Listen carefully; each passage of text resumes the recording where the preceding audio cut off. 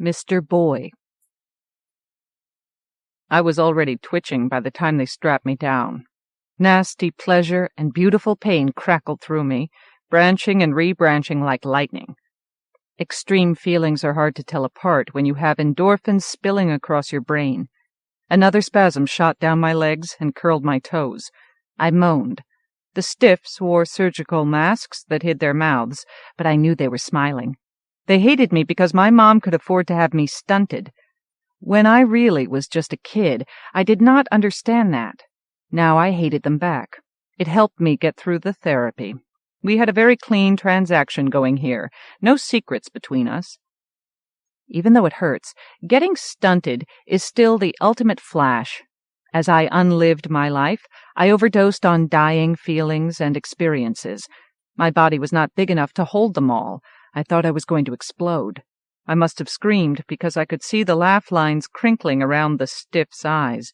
You do not have to worry about laugh lines after they twank your genes and reset your mitotic limits. My face was smooth, and I was going to be 12 years old forever, or at least as long as Mom kept paying for my rejuvenation. I giggled as the short one leaned over me and pricked her catheter into my neck. Even through the mask I could smell her breath. She reeked of dead meat. Getting stunted always left me wobbly and thick, but this time I felt like last Tuesday's pizza. One of the stiffs had to roll me out of recovery in a wheelchair. The lobby looked like a furniture showroom. Even the plants had been newly waxed. There was nothing to remind the clients that they were bags of blood and piss. "You are all biological machines now," said the lobby, "clean as space station lettuce." A scattering of people sat on the hard chairs. Stenny and Comrade were fidgeting by the elevators. They looked as if they were thinking of rearranging the furniture, like maybe into a pile in the middle of the room. Even before they waved, the stiff seemed to know that they were waiting for me. Comrade smiled. "Zdrastye." "You okay, Mr. Boy?" said Stenny. Stenny was a grapefruit yellow Stenonychosaurus with a brown underbelly. His razor-clawed toes clicked against the slate floor as he walked. "He's still a little weak," said the stiff as he set the chair's parking brake. He strained to act nonchalant, not realizing that Stenny enjoys being stared at. "He needs rest. Are you his brother?" he said to Comrade. Comrade appeared to be a teenaged spike-neck with a head of silky black hair that hung to his waist. He wore a window coat on which 23 different talking heads chattered. He could pass for human, even though he was really a Panasonic. "Niet," said Comrade. "I'm just another one of his hallucinations." The poor stiff gave him a dry, nervous cough that might have been meant as a chuckle. He was probably wondering whether Stenny wanted to take me home or eat me for lunch. I always thought that the way Stenny got reshaped was more funny-looking than fierce. A python that had rear-ended an ostrich. But even though he was a head shorter than me, he did have enormous eyes and a mouthful of serrated teeth. He stopped next to the wheelchair and rose up to his full height. "I appreciate everything you've done." Stenny offered the stiff his spindly 3-fingered hand to shake. "Sorry if he caused any trouble." The stiff took it gingerly, then shrieked and flew backward. I mean, he jumped almost a meter off the floor. Everyone in the lobby turned, and Stenny opened his hand and waved the joy buzzer. He slapped his tail against the slate in triumph. Stenny's sense of humor was extreme, but then he was only 13 years old. Stenny's parents had given him the Nissan Alpha for his 12th birthday, and we had been customizing it ever since. We installed blue mirror glass, and Stenny painted scenes from the late Cretaceous on the exterior body armor. We ripped out all the seats, put in a wall-to-wall gel mat, and a fridge, and a microwave, and a screen, and a mini-dish. Comrade had even done an illegal operation on the car brain so that we could override in an emergency and actually steer the Alpha ourselves with a joystick. It would have been cramped, but we would have lived in Stenny's car if our parents had let us. "You okay there, Mr. Boy?" said Stenny. As I watched the trees whoosh past in the rain, I pretended that the car was standing still and the world was passing me by. "Think of something to do, okay?" Stenny had the car and all, and he was fun to play with, but ideas were not his specialty. He was probably smart for a dinosaur. "I'm bored." "Leave him alone, will you?" Comrade said. "He hasn't said anything yet." Stenny stretched and nudged me with his foot. "Say something." He had legs like a horse, yellow skin stretched tight over long bones and stringy muscle. "Pros Reese! He just had his jeans twanked, you jack." Comrade always took good care of me, or tried to. "Remember what that's like? He's in damage control." "Maybe I should go to socialization," Stenny said. "Aren't they having a dance this afternoon?" "You're talking to me?" said the Alpha. "You haven't earned enough learning credits to socialize. You're a quiz behind and 45 minutes short of E-class. You haven't linked since— Just shut up and drive me over."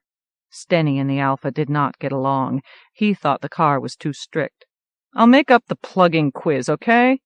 He probed a mess of empty juice boxes and snack wrappers with his foot. "Anyone see my comm anywhere?" Stenny's school comm was wedged behind my cushion. "You know," I said, "I can't take much more of this." I leaned forward, wriggled it free, and handed it over. "Of what, Papuchik?" said Comrade. "Joyriding? Listening to the lizard here?" "Being stunted." Stenny flipped up the screen of his comm and went online with the school's computer. "You guys help me, okay?" He retracted his claws and tapped at the oversized keyboard. "It's extreme while you're on the table," I said, "but now I feel empty, like I've lost myself." "You'll get over it," said Stenny. "First question, brand name of the first Wise Guys sold for home use?" "NEC bots, of course," said Comrade. "Geneva? It got nuked, right?" "Da." "Haile Selassie was that king of Ethiopia who the Marleys claim is God, right? Name the Cold Wars. Nicaragua, Angola. Korea was the first." Typing was hard for Stenny. He did not have enough fingers for it. "One was something like Venezuela or something." "Sure it wasn't Venice?" "Or Venus," I said, but Stenny was not paying attention. "All right, I know that one. And that. The Sovs built the first space station. Ronald Reagan, he was the president who dropped the bomb?" Comrade reached inside of his coat and pulled out an envelope. "I got you something, Mr. Boy, a get-well present for your collection." I opened it and scoped a picture of a naked, dead fat man on a stainless steel table. The print had a DI verification grid on it, which meant this was the real thing, not a composite. Just above the corpse's left eye there was a neat hole. It was rimmed with purple that had faded to bruise blue. He had curly gray hair on his head and chest, skin the color of dried mayonnaise, and a wonderfully complicated penis graft. He looked relieved to be dead. Who was he? I liked Comrade's present. It was extreme. CEO of Infoline. He had the wife, you know, the one who stole all the money so she could download herself into a computer. I shivered as I stared at the dead man. I could hear myself breathing and feel the blood squirting through my arteries. "Didn't they turn her off?" I said. This was the kind of stuff we were not even supposed to imagine, much less look at. Too bad they had cleaned him up. "How much did this cost me?" "You don't want to know." "Hey!" Stenny thumped his tail against the side of the car. "I'm taking a quiz here, and you guys are drooling over porn. When was the first World Depression?" "Who cares?" I slipped the picture back into the envelope and grinned at Comrade. "Well, let me see then." Stenny snatched the envelope. "You know what I think, Mr. Boy? I think this corpse jag you're on is kind of sick. Besides, you're going to get in trouble if you let Comrade keep breaking laws. Isn't this picture private?" "Privacy is 20th century thinking. It's all information, Stenny, and information should be accessible." I held out my hand. "But if glasnost bothers you, give it up." I wiggled my fingers. Comrade snickered. Stenny pulled out the picture, glanced at it, and hissed, "You're scaring me, Mr. Boy." His school comm beeped as it posted his score on the quiz, and he sailed the envelope back across the car at me. "Not Venezuela, Vietnam. Hey, Truman dropped the plugging bomb. Reagan was the one who spent all the money. What's wrong with you dumb scuts? Now I owe school another 15 minutes. Hey, if you don't make it look good, they'll know you had help," Comrade laughed. "What's with this dance, anyway? You don't dance." I picked Comrade's present up and tucked it into my shirt pocket. "You find yourself a cush or something, lizard boy?" "Maybe." Stenny could not blush, but sometimes when he was embarrassed, the loose skin under his jaw quivered. Even though he had been reshaped into a dinosaur, he was still growing up. "Maybe I am getting a little. What's it to you?" "If you're getting it," I said, "it's got to be microscopic." This was a bad sign. I was losing him to his dick, just like all the other pals. No way I wanted to start over with someone new. I had been alive for 25 years now. I was running out of things to say to 13-year-olds. As the Alpha pulled up to the school, I scoped the crowd waiting for the doors to open for third shift. Although there was a handful of stunted kids, a pair of gorilla brothers who were football stars, and Freddie the Teddy, a bear who had furry hands instead of real paws, the majority of students at New Canaan High looked more or less normal. Most working stiffs thought that people who had their genes twanked were freaks. "Come get me at 5:15, Stenny told the Alpha. "In the meantime, take these guys wherever they want to go." He opened the door. "You rest up, Mr. Boy, okay?" "What?" I was not paying attention. "Sure." I had just seen the most beautiful girl in the world. She leaned against one of the concrete columns of the portico, chatting with a couple other kids. Her hair was long and nut-colored, and the ends twinkled. She was wearing a loose black robe over mirror skin tights. Her school comm dangled from a strap around her wrist. She appeared to be 17, maybe 18, but of course appearances could be deceiving. Girls had never interested me much, but I could not help but admire this one. "Wait, Stenny, who's that?" She saw me point at her. "With the hair." "She's new. Has one of those names you can't pronounce." He showed me his teeth as he got out. "Hey, Mr. Boy, you're stunted. You haven't got what she wants." He kicked the door shut, lowered his head, and crossed in front of the car. When he walked, he looked like he was trying to squash a bug with each step. His snaky tail curled high behind him for balance. His twiggy little arms dangled. When the new girl saw him, she pointed and smiled. Or maybe she was pointing at me. "Where to?" said the car. "I don't know." I sank low into my seat and pulled out Comrade's present again. "Home, I guess." I was not the only one in my family with twanked genes. My mom was a 3/4 scale replica of the Statue of Liberty. Originally, she wanted to be full-sized, but then she would have been the tallest thing in New Canaan, Connecticut. The town turned her down when she applied for a zoning variance. Her lawyers and their lawyers sued and countersued for almost 2 years. Mom's claim was that since she was born human, her freedom of form was protected by the 30th Amendment. However, the form she wanted was a curtain of reshaped cells that would hang on a 42-meter-high ferroplastic skeleton. Her structure, said the planning board, was clearly subject to building codes and zoning laws. Eventually they reached an out-of-court settlement, which was why Mom was only as tall as an 11-story building.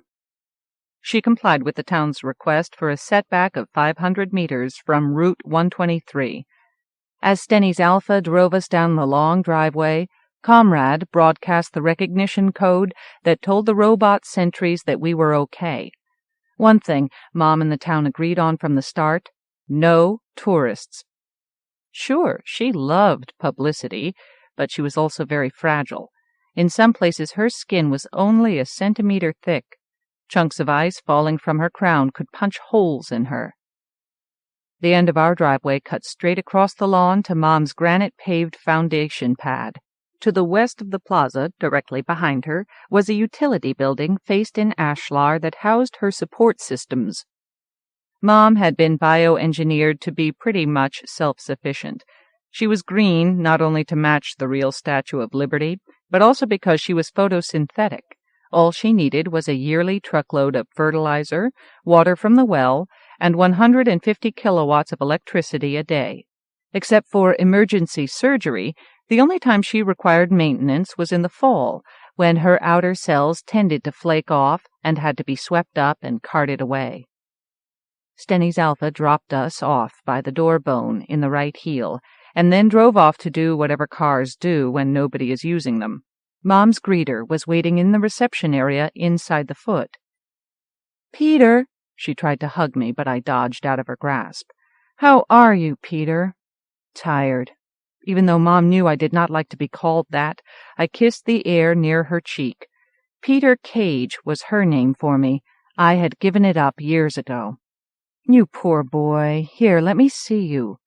She held me at arm's length and brushed her fingers against my cheek. "You don't look a day over 12. Oh, they do such good work, don't you think?" She squeezed my shoulder. "Are you happy with it?" I think my mom meant well, but she never did understand me, especially when she talked to me with her greeter remote. I wormed out of her grip and fell back onto one of the couches. "What's to eat?" "Doughboys, noodles, fries, whatever you want." She beamed at me, and then bent over impulsively and gave me a kiss that I did not want. I never paid much attention to the greeter. She was lighter than air.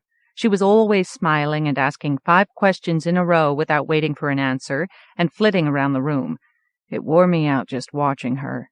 Naturally, everything I said or did was cute, even if I was trying to be obnoxious. It was no fun being cute.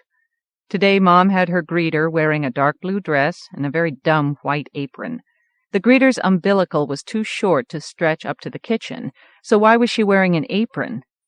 "I'm really, really glad you're home," she said. "I'll take some cinnamon doughboys." I kicked off my shoes and rubbed my bare feet through the dense black hair on the floor. "And a beer." All of Mom's remotes had different personalities. I liked Nanny all right. She was simple, but at least she listened. The lovers were a challenge because they were usually too busy looking into mirrors to notice me. Cook was as pretentious as a 4-star menu. The housekeeper had all the charm of a vacuum cleaner. I had always wondered what it would be like to talk directly to Mom's main brain up in the head, because then she would not be filtered through a remote. She would be herself. "Cook is making you some nice broth to go with your doughboys," said the greeter. "Nanny says you shouldn't be eating dessert all the time." "Hey, did I ask for broth?" At first Comrade had hung back while the greeter was fussing over me. Then he slid along the wrinkled pink walls of the reception room toward the plug where the greeter's umbilical was attached.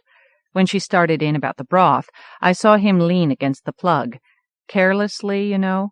At the same time, he stepped on the greeter's umbilical, crimping the furry black cord. She gasped, and the smile flattened horribly on her face, as if her lips were 2 ropes someone had suddenly yanked taut.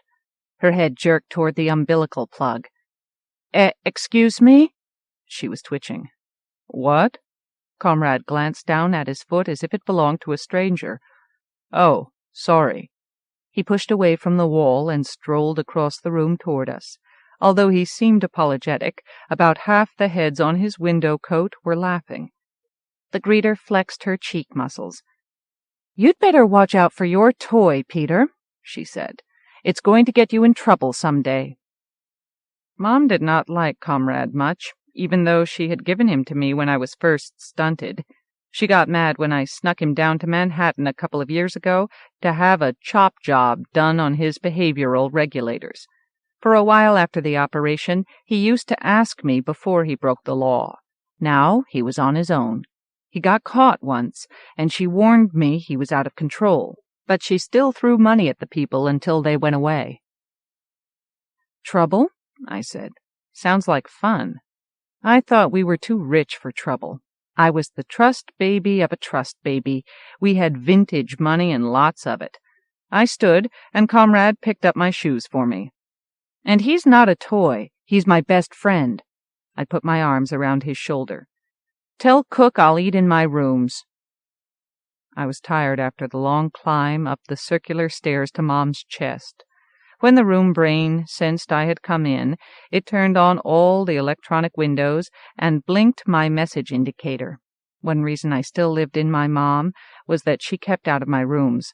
She had promised me total security, and I believed her. Actually, I doubted that she cared enough to pry, although she could easily have tapped my windows. I was safe from her remotes up here, even the housekeeper. Comrade did everything for me.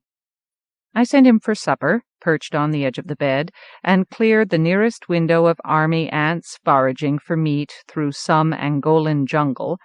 The first message in the queue was from a gray-haired stiff wearing a navy blue corporate uniform. Hello, Mr. Cage. My name is Weldon Montross, and I'm with DataSafe. I'd like to arrange a meeting with you at your convenience. Call my DI number, 408-966-3286. I hope to hear from you soon. What the hell is DataSafe? The room brain ran a search. DataSafe offers services in encryption and information security.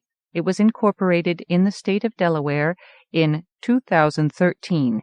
Estimated billings last year were $340 million.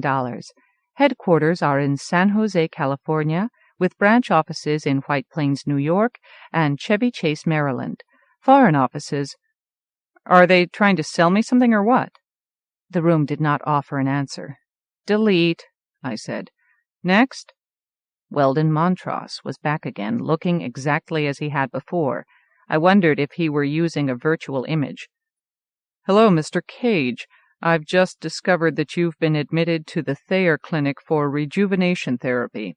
Believe me when I say that I very much regret having to bother you during your convalescence, and I would not do so if this were not a matter of importance. Would you please contact Department of Identification number 408-966-3286 as soon as you are able? You're a pro, Weldon, I'll say that for you. Prying client information out of the Thayer Clinic was not easy, but then the guy was no doubt some kind of op. He was way too polite to be a salesman. What did DataSafe want with me? Any more messages from him? No, said the room brain. Well, delete this one too, and if he calls back, tell him I'm too busy, unless he wants to tell me what he's after. I stretched out on my bed. Next. The gel mattress shivered as it took my weight.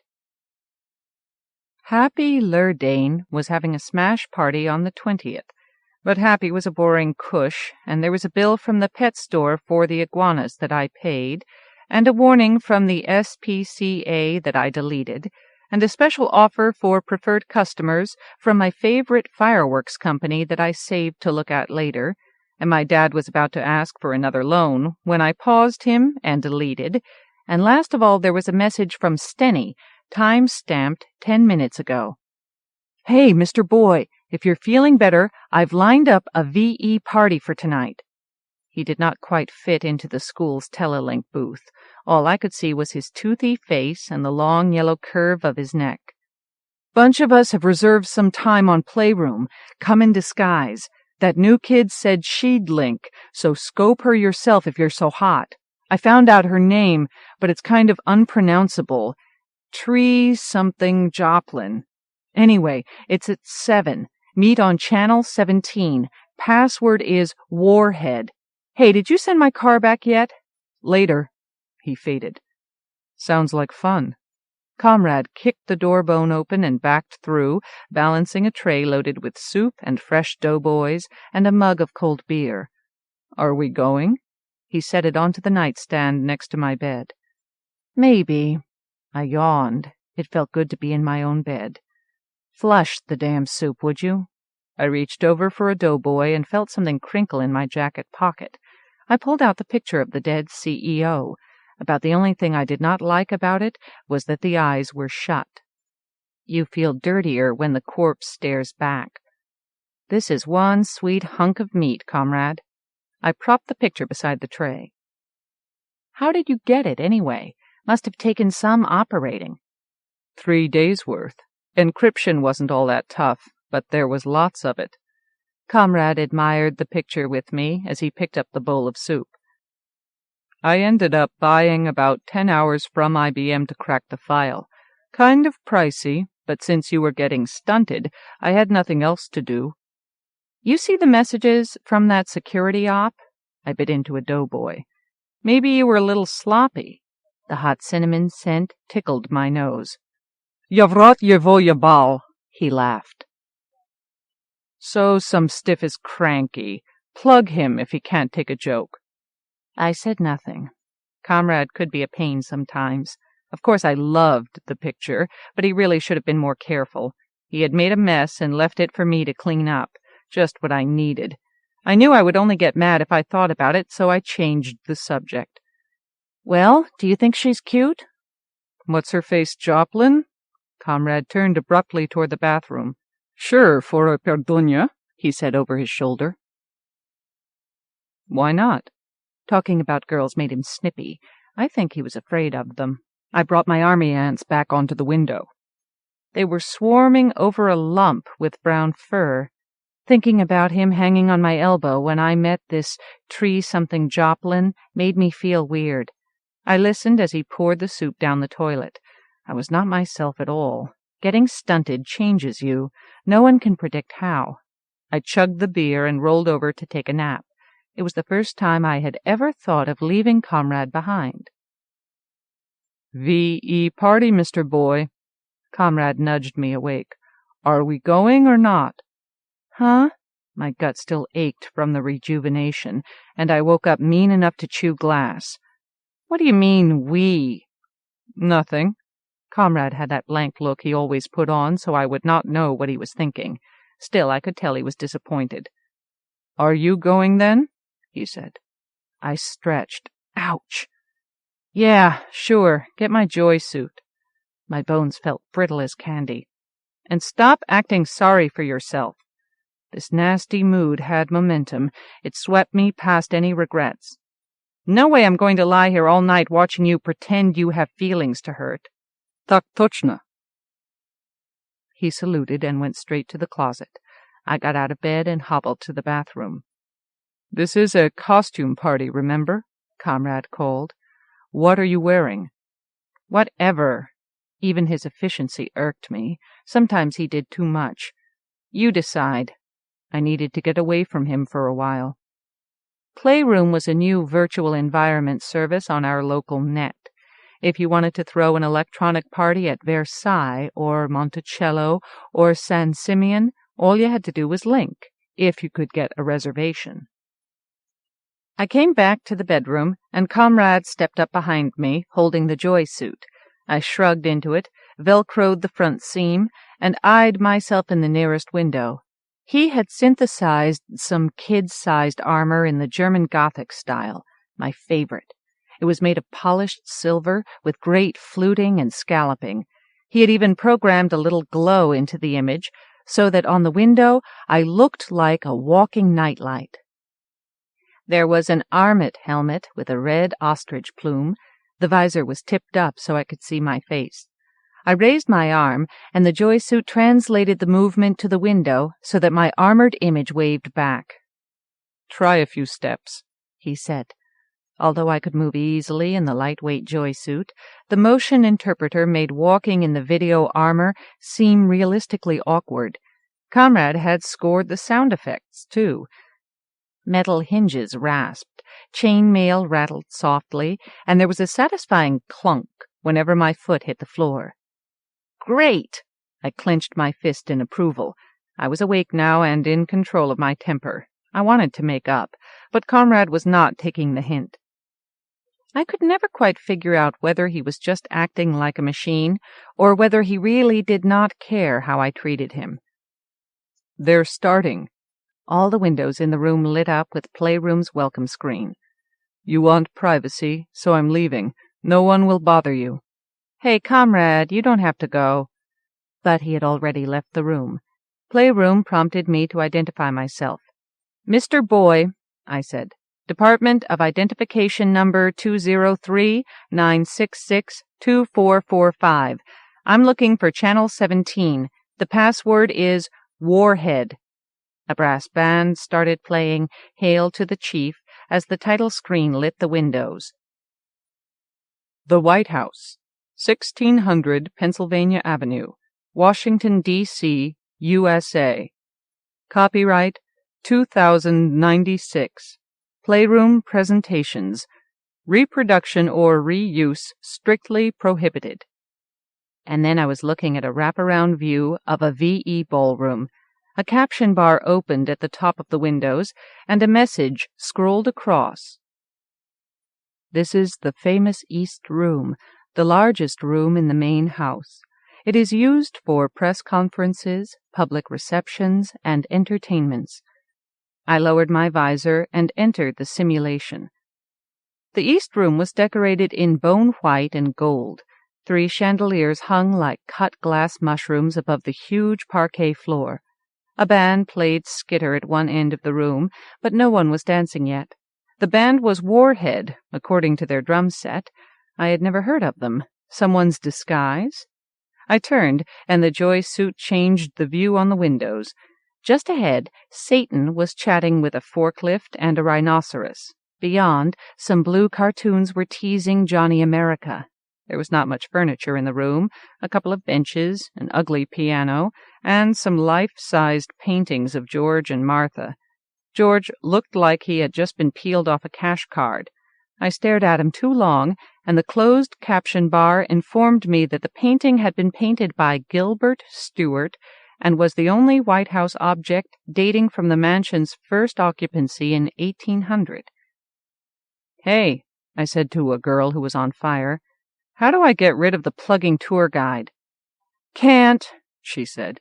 "When Playroom found out we were kids, they turned on all their educational crap and there's no override. I kind of don't think they want us back." Dumb scuts.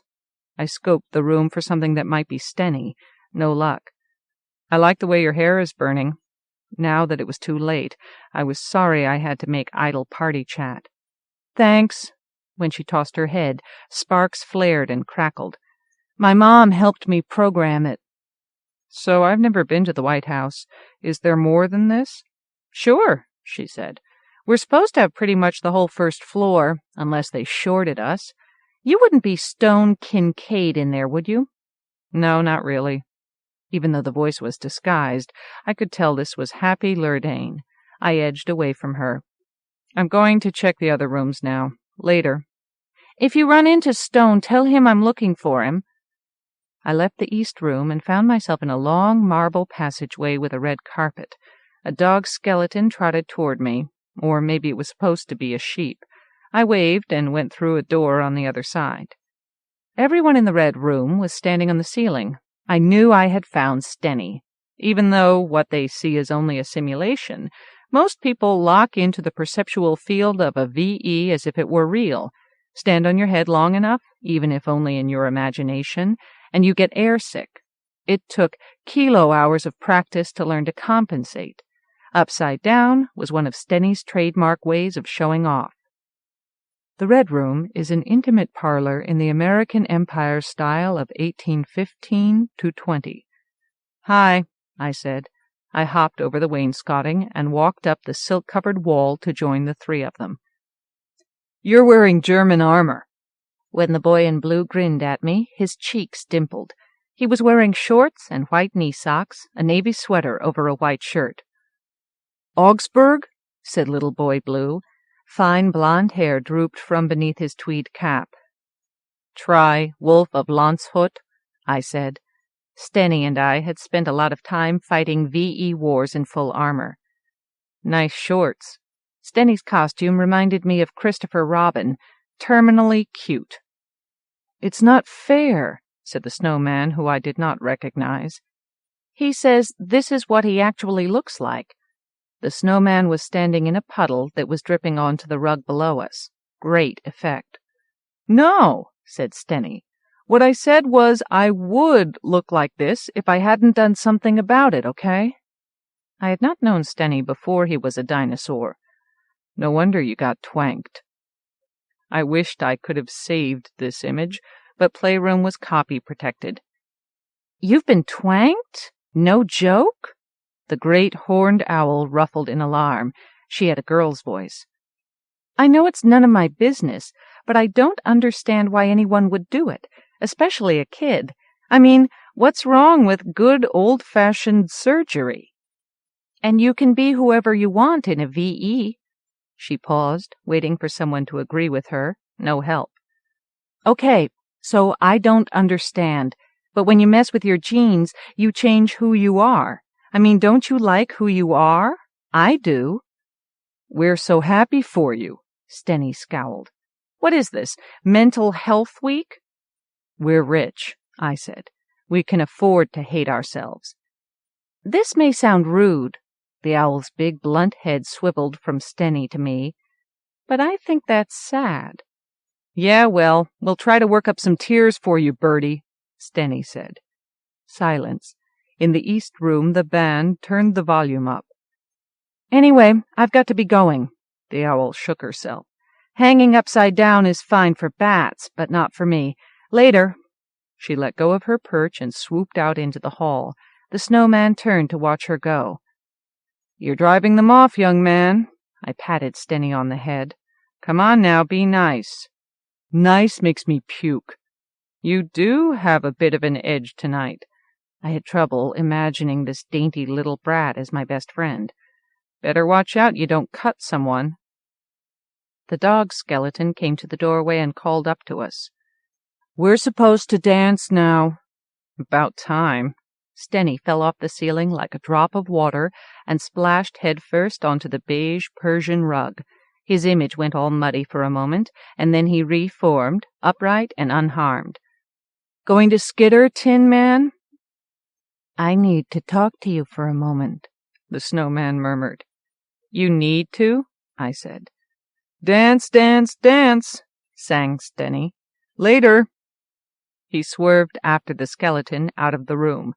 The snowman said, It's about a possible theft of information. Right then was when I should have slammed it into reverse, caught up with Stenny, or maybe faded from playroom altogether. But all I did was raise my hands over my head. You got me, snowman, I confess. But society is to blame too, isn't it? You will tell the judge to go easy on me? I've had a tough life. This is serious. You're Weldon... What's your name? Down the hall I could hear the thud of Warhead's bass line. Montross. I'll come to the point, Peter. The only acknowledgement he made was to drop the kid voice. The firm I represent provides information security services. Last week, someone operated on the protected database of one of our clients. We have reason to believe that a certified photograph was accessed and copied. What can you tell me about this? Not bad, Mr. Montross, sir. But if you were as good as you think you are, you'd know my name isn't Peter, it's Mr. Boy. And since nobody invited you to this party, maybe you'd better tell me now why I shouldn't just go ahead and have you deleted. I know that you were undergoing genetic therapy at the time of the theft, so you could not have been directly responsible. That's in your favor. However, I also know that you can help me clear this matter up. And you need to do that, son, just as quickly as you can. Otherwise, there's big trouble coming. What are you going to do, tell my mommy? My blood started to pump. I was coming back to life. This is my offer. It's not negotiable. You let me sweep your files for this image, you turn over any hard copies you've made, and you instruct your wise guy to let me do a spot reprogramming, during which I will erase his memory of this incident. After that, we'll consider the matter closed. Why don't I just drop my pants and bend over while I'm at it? Look, you can pretend if you want, but you're not a kid anymore. You're 25 years old. I don't believe for a minute that you're as thick as your friends out there. If you think about it, you'll realize that you can't fight us. The fact that I'm here, and I know what I know, means that all your personal information systems are already tapped. I'm an op, son. I could wipe your files clean any time, and I will, if it comes to that. However, my orders are to be thorough. The only way I can be sure I have everything is if you cooperate. You're not even real, are you, Montrose? I'll bet you're nothing but cheesy old code. I've talked to elevators with more personality. The offer is on the table. Stick it.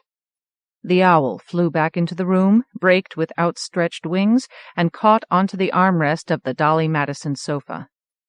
"Oh, you're still here," she said, noticing us. "I didn't mean to interrupt." "Wait there," I said. "I'm coming right down." "I'll be in touch," said the snowman. "Let me know just as soon as you change your mind." He faded. I flipped backward off the ceiling and landed in front of her. My video armor rang from the impact. "Owl, you just saved the evening." I knew I was showing off, but just then I was willing to forgive myself. "Thanks." "You're welcome, I guess." She edged away from me, moving with precise little bird-like steps toward the top of the couch. But all I was trying to do was escape the band. "Bad?" "And loud." Her ear tufts flattened. "Do you think shutting the door would help?" "Sure. Follow me. We can shut lots of doors." When she hesitated, I flapped my arms like silver wings. Actually, Montrose had done me a favor. When he threatened me, some inner clock had begun an adrenaline tick. If this was trouble, I wanted more. I felt twisted and dangerous, and I did not care what happened next. Maybe that was why the owl flitted after me as I walked into the next room. The sumptuous state dining room can seat about 130 for formal dinners. The white and gold decor dates from the administration of Theodore Roosevelt. The owl glided over to the banquet table. I shut the door behind me. "Better?" Warheads still pounded on the walls. "A little." She settled on a huge bronze doré centerpiece with a mirrored surface. "I'm going soon anyway." "Why?" "The band stinks. I don't know anyone, and I hate these stupid disguises." "I'm Mr. Boy." I raised my visor and grinned at her. "All right, now you know someone." She tucked her wings into place and fixed me with her owlish stare. "I don't like VEs much." "They take some getting used to." "Why bother?" she said. "I mean, if anything can happen in a simulation, nothing matters. And I feel dumb standing in a room all alone, jumping up and down and flapping my arms. Besides, this joy suit is hot, and I'm renting it by the hour." "The trick is not to look at yourself," I said. "Just watch the screens and use your imagination. Reality is less work. You look like a little kid." "Is that a problem?" "Mr. Boy? What kind of name is that anyway?" I wished she would blink. "A made-up name, but then all names are made up, aren't they?" "Didn't I see you at school on Wednesday? You were the one who dropped off the dinosaur." "My friend, Stenny." I pulled out a chair and sat facing her. "Who you probably hate because he's twanked." "That was him in the ceiling, wasn't it? Listen, I'm sorry about what I said. I'm new here. I'd never met anyone like him before I came to New Canaan. I mean, I'd heard of reshaping and all, getting twanked, but where I used to live, everybody was pretty much the same." "Where was that? Squirrel Crossing, Nebraska?" "Close," she laughed. "Elkhart. It's in Indiana." The reckless ticking in my head slowed. Talking to her made it easy to forget about Montrose. "You want to leave the party?" I said. "We could go into discreet." "Just us?" She sounded doubtful. "Right now?" "Why not? You said you weren't staying. We could get rid of these disguises and the music." She was silent for a moment. Maybe people in Elkhart, Indiana, did not ask one another into discreet unless they had met in Sunday school or the 4-H club. "Okay," she said finally, "but I'll enable. What's your DI?" I gave her my number. "Be back in a minute." I cleared Playroom from my screens. The message, "Enabling Discrete Mode," flashed. I decided not to change out of the joy suit. Instead, I called up my wardrobe menu and chose an image of myself wearing black baggies. The loose folds and padded shoulders helped hide the scrawny little boy's body. The message changed. "Discrete mode enabled. Do you accept? Yes? No?" "Sure," I said. She was sitting naked in the middle of a room filled with tropical plants. Her skin was the color of cinnamon. She had freckles on her shoulders and across her breasts. Her hair tumbled down the curve of her spine. The ends glowed like embers in a breeze. She clutched her legs close to her and gave me a curious smile. Teenage still life. We were alone and secure. No one could tap us while we were indiscreet. We could say anything we wanted. I was too croggled to speak. "You are a little kid," she said. I did not tell her that what she was watching was an enhanced image, a virtual me. Well, not really. I was glad Stenny could not see me. Mr. Boy at a loss, a first. Sometimes I'm not sure what I am. I guess you're not going to like me either. I've been stunted a couple of times. I'm really 25 years old. She frowned. You keep deciding I won't like people. Why? Most people are against genetic surgery, probably because they haven't got the money. Myself, I wouldn't do it. Still, just because you did doesn't mean I hate you. She gestured for me to sit. But my parents would probably be horrified. They're realists, you know. No fooling? I could not help but chuckle. That explains a lot. Like why she had an attitude about twanking, and why she thought VEs were dumb, and why she was naked and did not seem to care. According to hardcore realists, first came clothes, then jewelry, fashion, makeup, plastic surgery, skin tints, and hey, Jack, here we are up to our eyeballs in the delusions of 2096. Gene twanking, VE addicts, people downloading themselves into computers. Better never to have started. They wanted to turn back to worn-out 20th century modes. But you're no realist, I said. Look at your hair. She shook her head, and the ends twinkled. You like it? It's extreme, but realists don't decorate. Then maybe I'm not a realist. My parents let me try lots of stuff they wouldn't do themselves, like buying hair works or linking to VEs. They're afraid I'd leave otherwise. Would you? She shrugged. So what's it like to get stunted? I've heard it hurts. I told her how sometimes I felt as if there were broken glass in my joints, and how my bones ached, and, more showing off, about the blood I would find on the toilet paper. Then I mentioned something about Mom. She had heard of Mom, of course. She asked about my dad, and I explained how Mom paid him to stay away, but that he kept running out of money.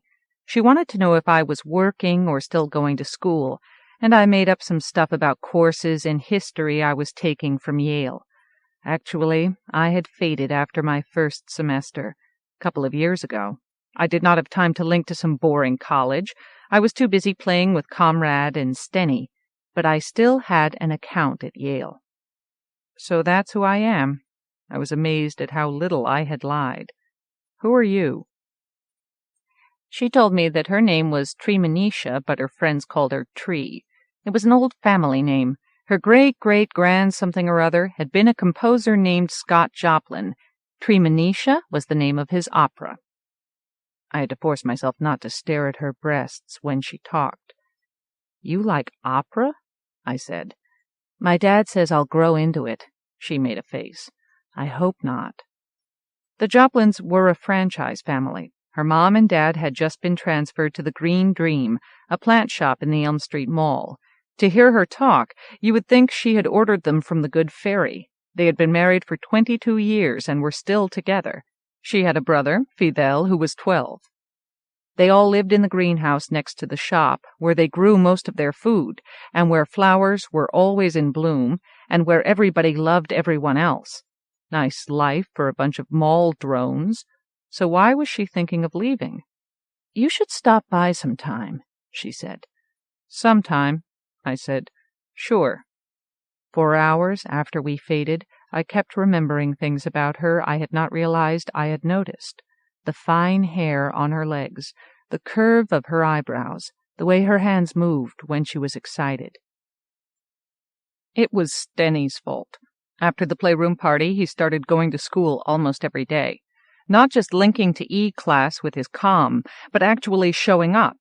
We knew he had more than remedial reading on his mind, but no matter how much we teased, he would not talk about his mysterious new cush. Before he fell in love, we used to joyride in his Alpha afternoons. Now, Comrade and I had the car all to ourselves. Not as much fun. We had already dropped Stenny off when I spotted Treemonisha waiting for the bus. I waved, she came over. The next thing I knew, we had another passenger on the road to nowhere. Comrade stared vacantly out the window as we pulled onto South Street. He did not seem pleased with the company. "Have you been out to the reservoir?" I said. "There are some extreme houses out there. Or we could drive over to Greenwich and look at yachts."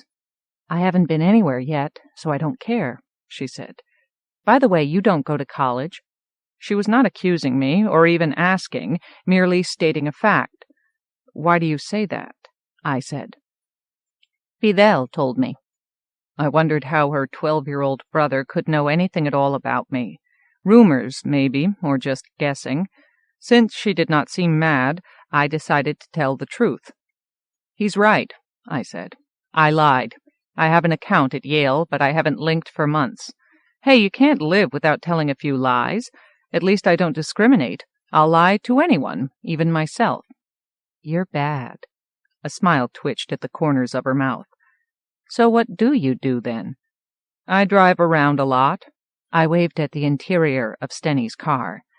"Let's see. I go to parties. I buy stuff and use it." "Fidel says you're rich."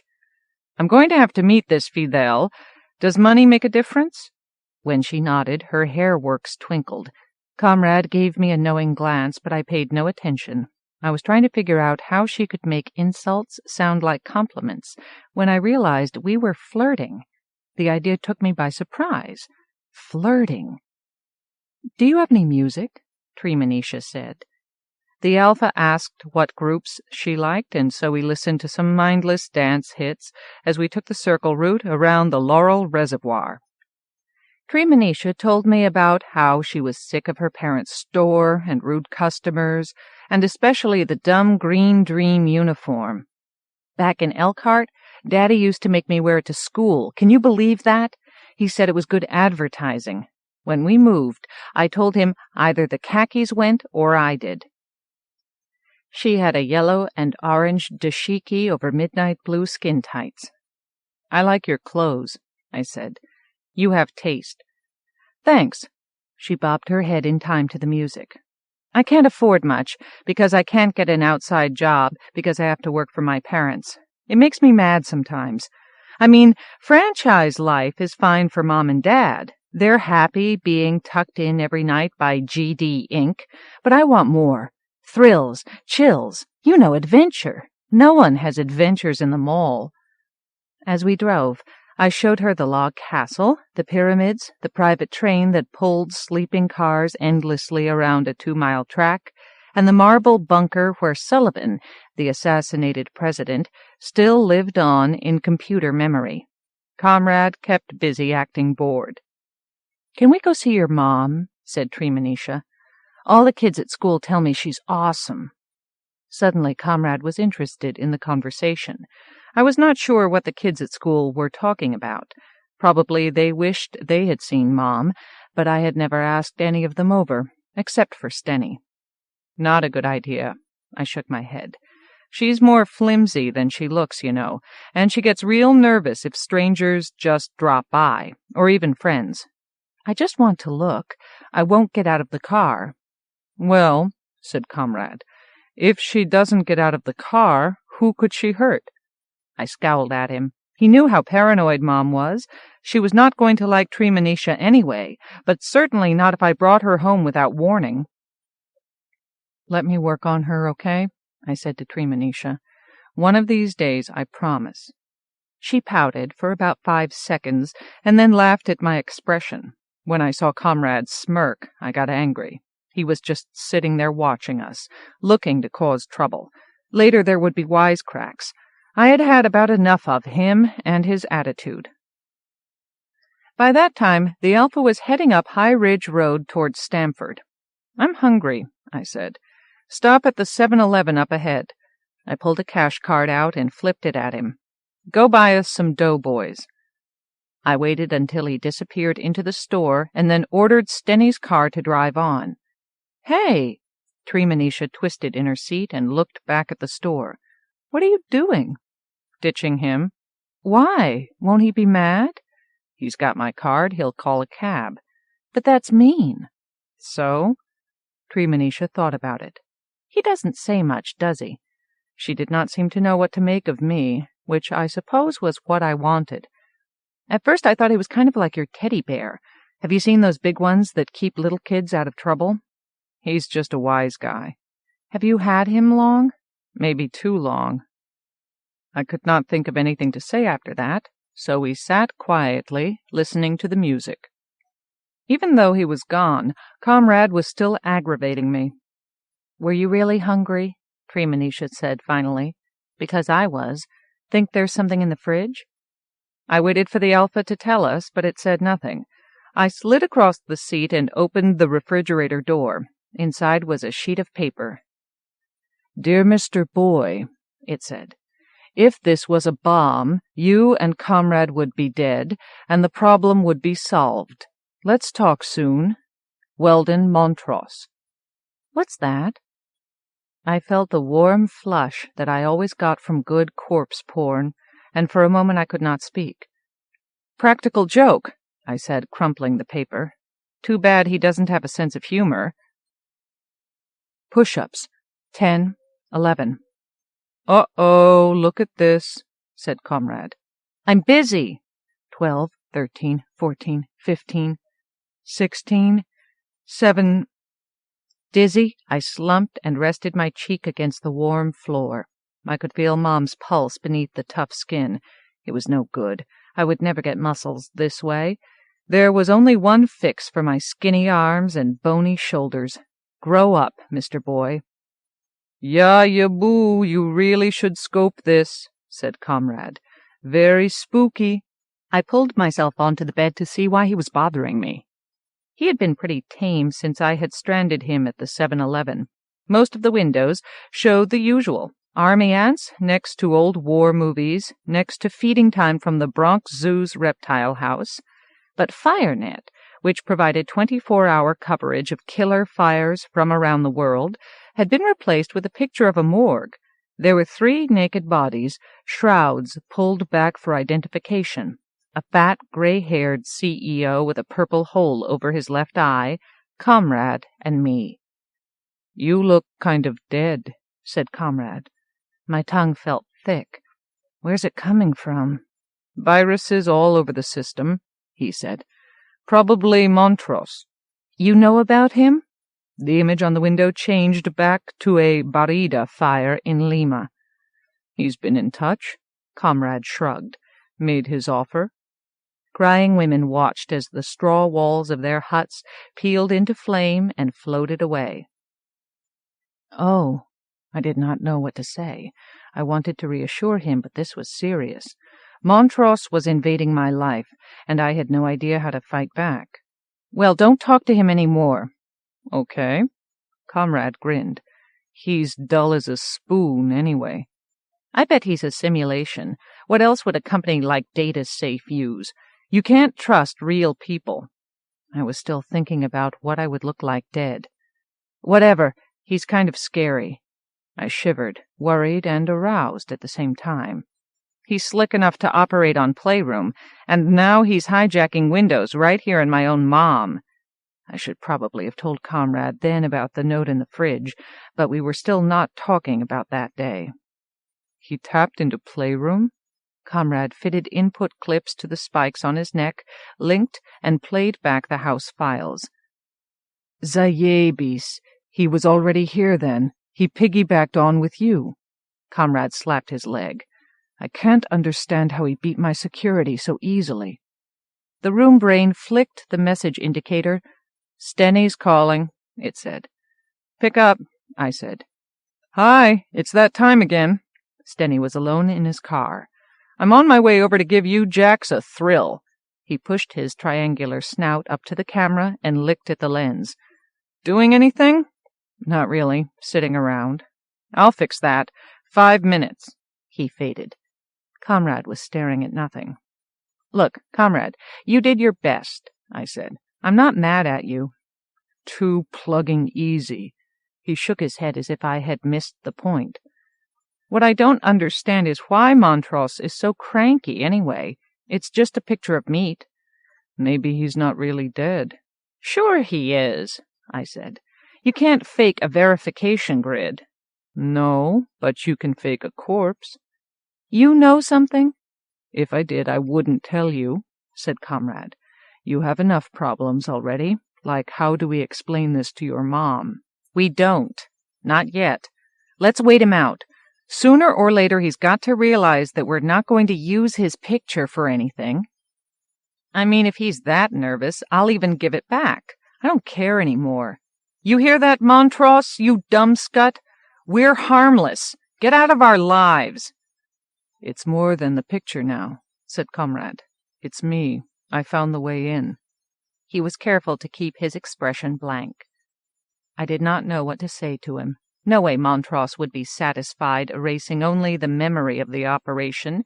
He would probably reconnect Comrade's regulators to bring him back under control, turn him to pudding. He would be just another wise guy, like anyone else could own. I was surprised that Comrade did not ask me to promise not to hand him over. Maybe he just assumed I would stand by him. We did not hear Stenny coming until he sprang into the room. "Have fun or die!" He was clutching a plastic gun in his spindly hand, which he aimed at my head. "Stenny, no!" He fired as I rolled across the bed. The jelly bee buzzed by me and squished against one of the windows.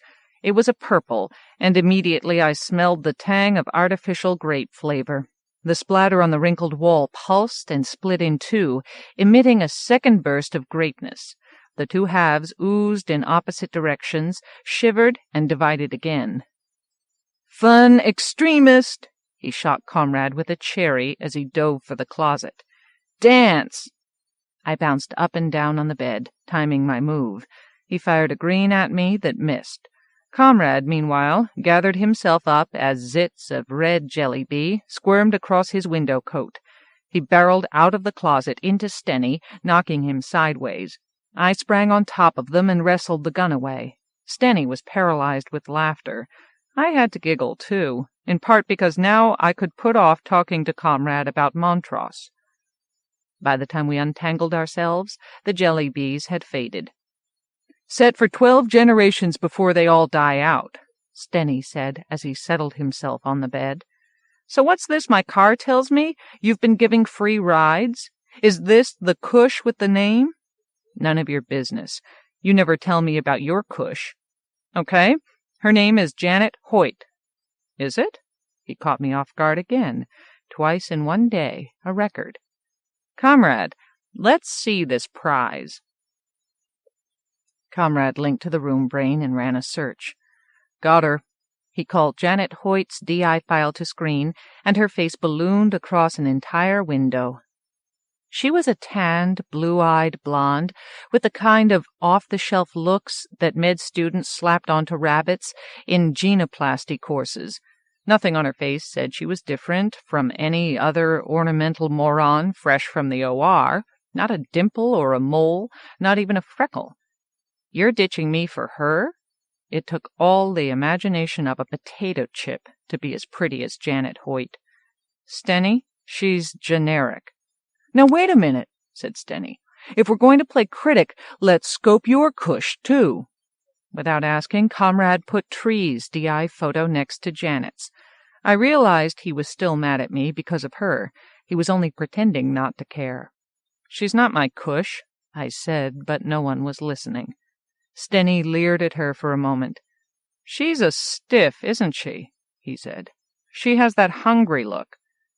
Seeing him standing there in front of the two huge faces on the wall, I felt like I was peeping on a stranger, that I was a stranger, too. I could not imagine how the two of us had come to this. Stenny and Mr. Boy with cushes. We were growing up, a frightening thought.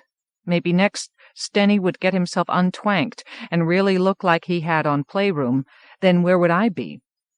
"Janet wants me to plug her," Stenny said. "Right, and I'm the Queen of Brooklyn.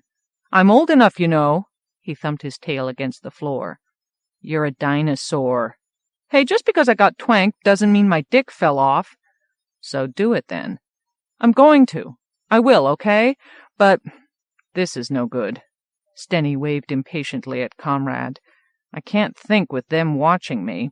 He nodded at the windows. "Turn them off already." "Nie pizdi." Comrade wiped the two faces from the windows, cleared all the screens in the room to blood red, yanked the input clips from his neck spikes, and left them dangling from the room brain's terminal. His expression empty, he walked from the room without asking permission or saying anything at all. "What's his problem?" Stenny said. "Who knows?" Comrade had left the door open. I shut it. "Maybe he doesn't like girls." "Look, I want to ask a favor." I could tell Stenny was nervous. His head kept swaying. "This is kind of embarrassing, but okay. Do you think maybe your mom would maybe let me practice on her lovers? I don't want Janet to know I've never done it before, and there's some stuff I've got to figure out." "I don't know," I said. "Ask her." But I did know. She would be amused. People claimed my mom did not have a sense of humor. Lovey was huge, an ocean of a woman. Her umbilical was as big around as my thigh. When she walked, waves of flesh heaved and rolled. She had beautiful skin, flawless and moist. It did not take much to make her sweat. Peeling a banana would do it. Lovey was as aural as a baby. She would put anything into her mouth. And when she did not have a mouthful, she would babble on about whatever came into Mom's head. Deer hardly ever talked, although he could moan and growl and laugh. He touched Lovey whenever he could, and shot her long, smoldering looks. He was not furry exactly, but he was covered with fine silver hair. Deer was a little guy, about my size. Although he had one of Upjohn's finest penises, elastic and overloaded with neurons, he was one of the least convincing males I had ever met. I doubt Mom herself believed in him all that much. Big, chatty woman, squirrely, tongue-tied little man. It was funny, in a bent sort of way, to watch the two of them go at each other, kind of like a tug churning against a supertanker. They did not get the chance that often. It was dangerous. Deer had to worry about getting crushed, and poor Lovey's heart had stopped 2 or 3 times. Besides, I think Mom liked building up the pressure. Sometimes, as the days without sex stretched, you could almost feel lust sparkling off them like static electricity. That was how they were when I brought Stenny up. Their suite took up the entire floor at the hips, Mom's widest part. Lovey was lolling in a tub of warm oil. She liked it flowery and laced with pheromones. Deer was prowling around her with a desperate expression, like he might jam his plug into a wall socket if he did not get taken care of soon. Stenny's timing was perfect. "Look who's come to visit, dear," said Lovey. "Peter and Stenny, how nice of you boys to stop by." She let Deer mop her forehead with a towel. "What can we do for you?" The skin under Stenny's jaw quivered. He glanced at me, then at Deer, and then at the thick red lips that served as the bathroom door. Never even looked at her. He was losing his nerve. "Oh my, isn't this exciting, dear? There's something going on." She sank into the bath until her chin touched the water. "It's a secret, isn't it, Peter? Share it with Lovey." "No secret," I said. "He wants to ask a favor." And then I told her. She giggled and sat up. "I love it." Honey-colored oil ran from her hair and slopped between her breasts. "Were you thinking of both of us, Stenny, or just me?" "Well, Stenny's tail switched. "Maybe we just ought to forget it." "No, no." She waved a hand at him. "Come here, Stenny. Come close, my pretty little monster." He hesitated, then approached the tub. She reached for his right leg and touched him just above the heel knob. "You know, I've always wondered what scales would feel like." Her hand climbed. The oil made his yellow hide glisten. His eyes were the size of eggs. The bedroom was all mattress. Beneath the transparent skin was a screen implant, so that Mom could project images not only on the walls, but on the surface of the bed itself. Under the window was a layer of heavily vascular flesh, which could be stiffened with blood or drained until it was as soft as raw steak. A window dome arched over everything and could show slow-mo or thermographic FX across its span. The air was warm and wet and smelled like a chemical engineer's idea of a rose garden. I settled by the lips. Deer ghosted along the edges of the room, dragging his umbilical like a chain, never coming quite near enough to touch anyone. I heard him humming as he passed me, a low, moaning sing-song, as if to block out what was happening. Stenny and Lovey were too busy with each other to care. As Lovey knelt in front of Stenny, Deer gave a mocking laugh. I did not understand how he could be jealous. He was with her, part of it. Lovey and Deer were Mom's remotes, two nodes of her nervous system. Yet his pain was as obvious as her pleasure. At last he squatted and rocked back and forth on his heels. I glanced up at the FX dome. Yellow scales slid across oily rolls of flushed skin. I yawned. I had always found sex kind of dull. Besides, this was all on the record.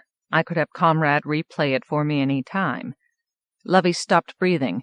Then came 4 or 5 shuddering gasps in a row. I wondered where Comrade had gone. I felt sorry for him. Stenny said something to her about rolling over. Okay? Feathery skin sounds. A grunt. The soft, wet slap of flesh against flesh. I thought of my mother's brain up there in the head where no one ever went. I had no idea how much attention she was paying. Was she quivering with Lovey and at the same time calculating insulation rates on her chloroplasts, investing in soy futures on the Chicago Board of Trade, fending off Weldon Montross's latest attack? Plug Montross. I needed to think about something fun. My collection. I started piling bodies up in my mind. The hangings, and the open casket funerals, and the stacks of dead at the camps, and all those muddy soldiers. I shivered as I remembered the empty, rigid faces. I liked it when their teeth showed. Oh, oh, oh! My greatest hits dated from the late 20th century. The dead were everywhere back then, in vids and the news, and even on T-shirts. They were not shy. That was what made Comrade's photo worth having. It was hard to find modern stuff that dirty. Deer brushed by me, his erection bobbing in front of him. It was as big around as my wrist. As he passed, I could see Stenny's legs scratch across the mattress skin, which glowed with blood-blue light. Lovey giggled beneath him, and her umbilical twitched, and suddenly I found myself wondering whether Tree was a virgin. I came into the mall through the Main Street entrance and hopped the westbound slidewalk headed up Elm Street toward the train station.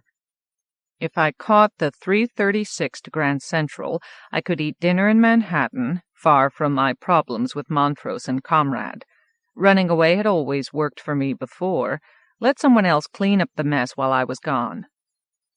The slidewalk carried me past a real estate agency, a flash bar, a jewelry store, and a Baskin-Robbins. I thought about where I wanted to go after New York. San Francisco? Montreal? Maybe I should try Elkhart, Indiana. No one would think to look for me there. Just ahead, between a drugstore and a take-out Russian restaurant, was the Wise Guy dealership where Mom had bought Comrade. I did not want to think about Comrade waiting for me to come home, so I stepped into the drugstore and bought a dose of Carefree for $4.29. Normally I did not bother with drugs. I had been stunted. No over-the-counter flash could compare to that. But the propyl dicarbamates were all right. I fished the cash card out of my pocket and handed it to the stiff behind the counter. He did a double-take when he saw the denomination, then carefully inserted the card into the reader to deduct the cost of the Carefree. It had my mom's name on it. He must have expected it would trip some alarm for counterfeit plastic or stolen credit. He stared at me for a moment, as if trying to remember my face so he could describe me to a cop, and then gave the cash card back.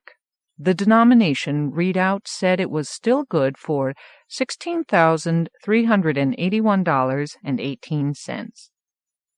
I picked out a bench in front of a specialty shop called the Happy Hippo, hiked up my shorts, and poked carefree into the widest part of my thigh. I took a short, dreamy swim in the sea of tranquility, and when I came back to myself, my guilt had been washed away, but so had my energy. I sat for a while and scoped the display of glass hippos and plastic hippos and fuzzy stuffed hippos, hippo vids and sheets and candles.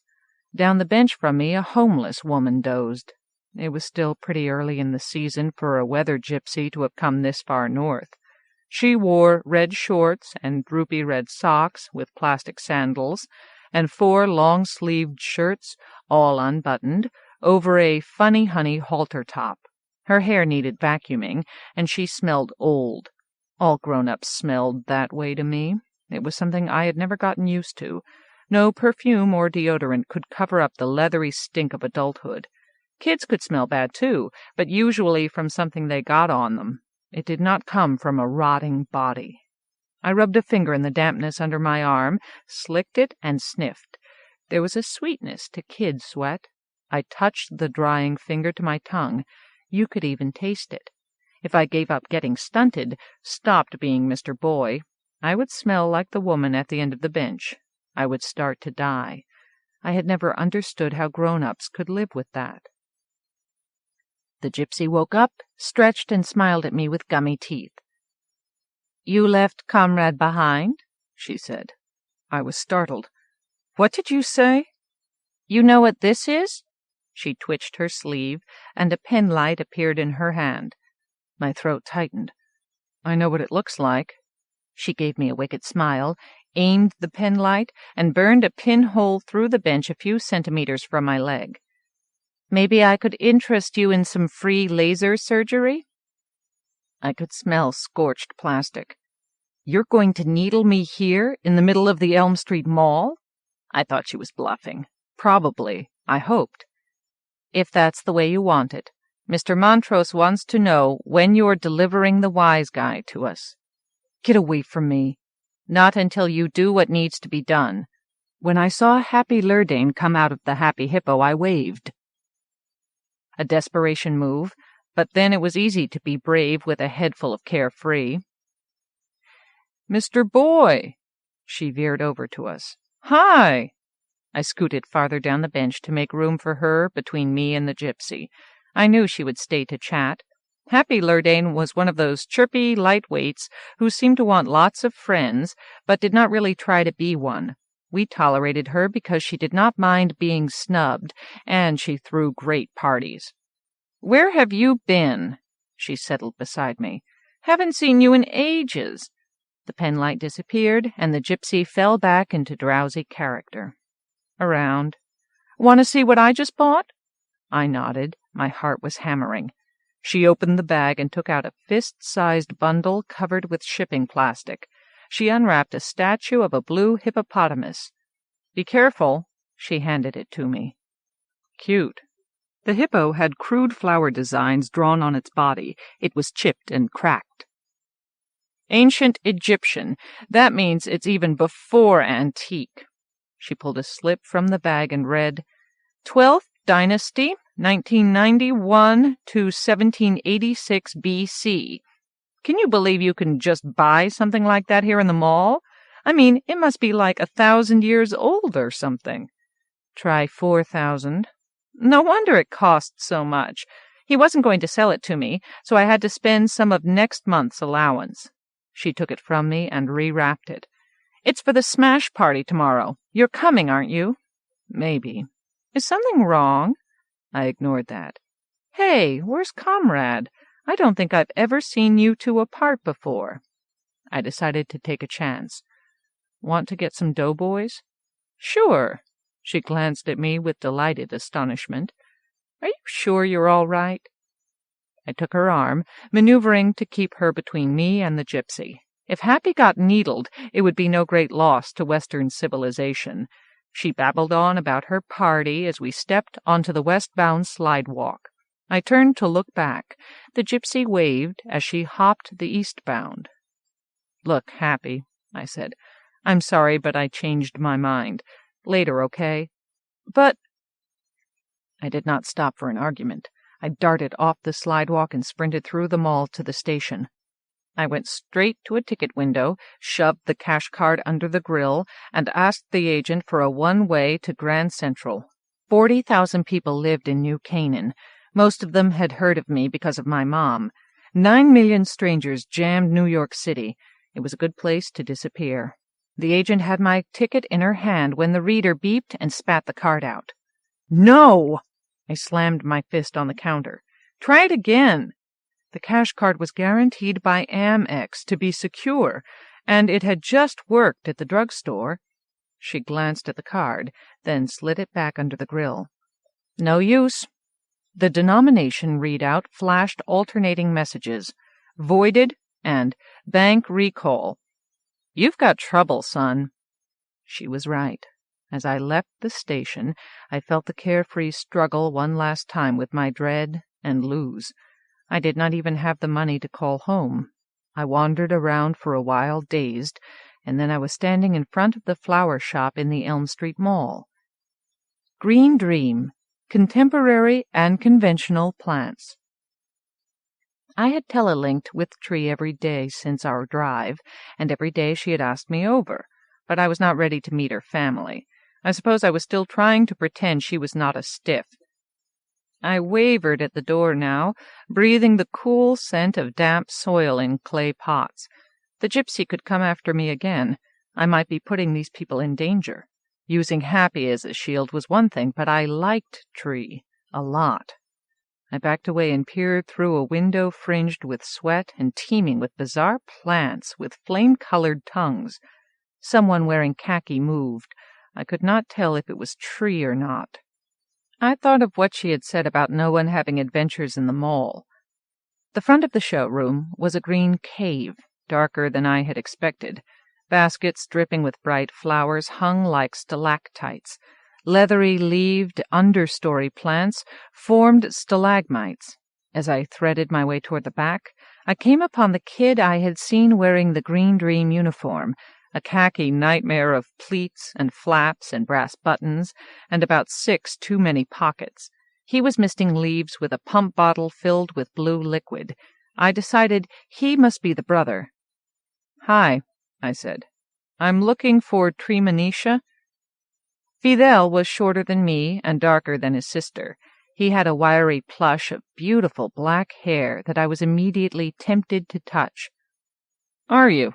He eyed me as if deciding how hard I would be to beat up. Then he smiled. He had crooked teeth. "You don't look like yourself." "No." "What are you, scared? You're whiter than rice, Cash Man.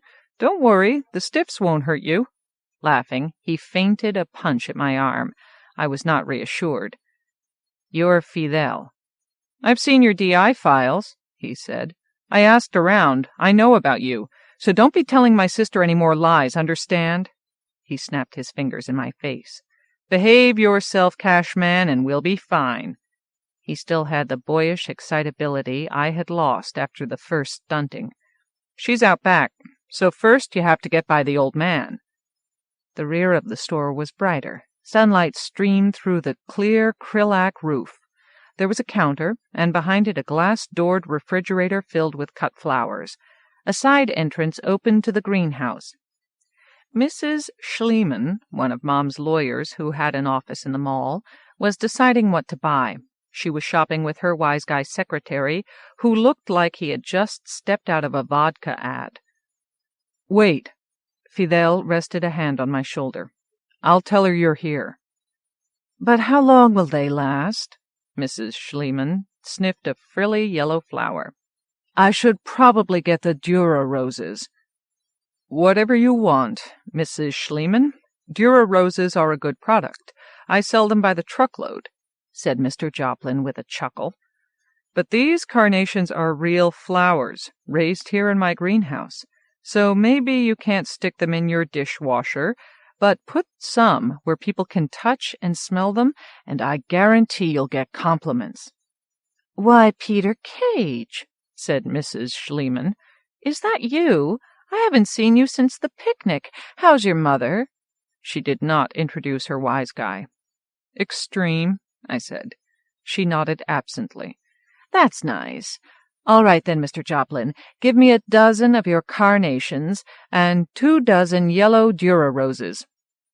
Mrs. Schliemann chatted politely at me, while Tree's father rapped the order. He was a short, rumpled, balding man who smiled too much. He seemed to like wearing the corporate uniform. Anyone else would have fixed the hair and the wrinkles, not Mr. Joplin. He was a museum-quality throwback. As he took Mrs. Schliemann's cash card from the wise guy, he beamed at me over his glasses. Glasses! When Mrs. Schliemann left, so did the smile.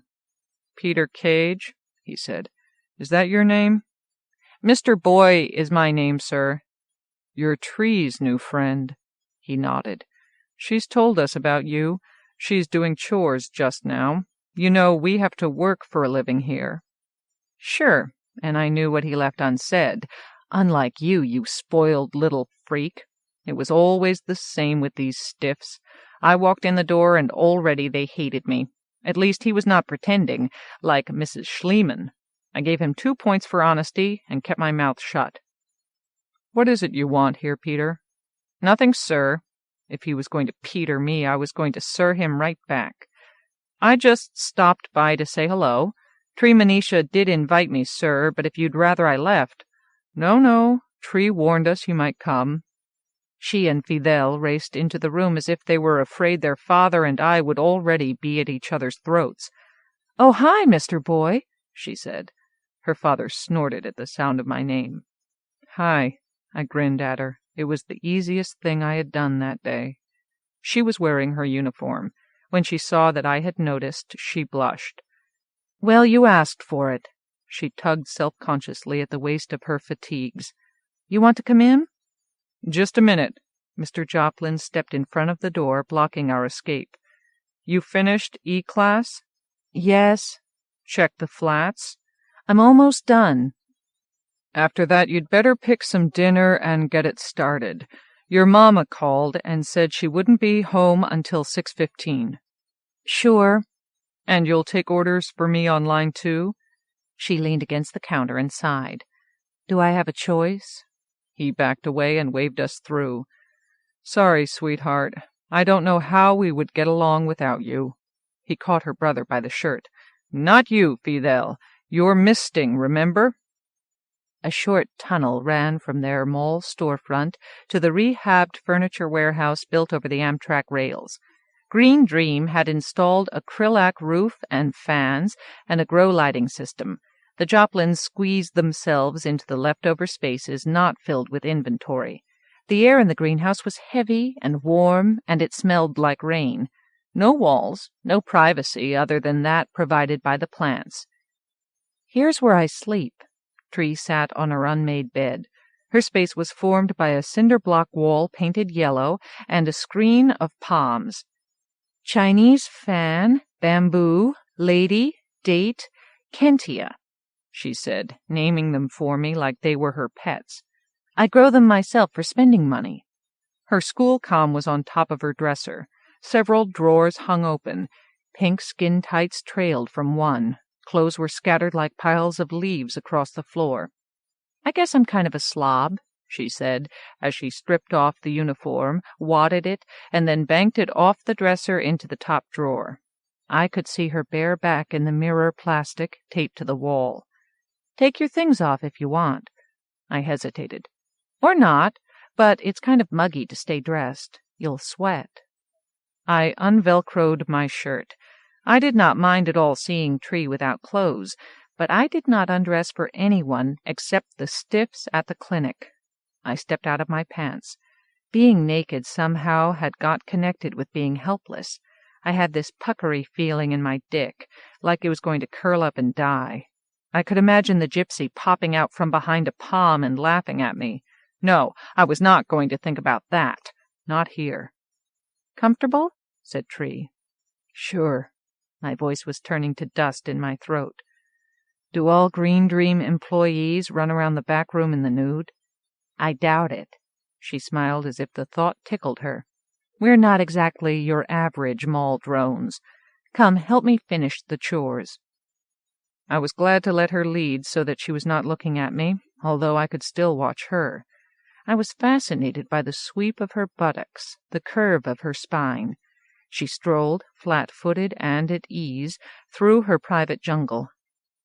At first, I scuttled along on the balls of my feet, ready to dart behind a plant if anyone came. But after a while, I decided to stop being so skittish. I realized I would probably survive being naked. Tree stopped in front of a workbench covered with potted seedlings and plastic trays and picked up a hose from the floor. What's this stuff?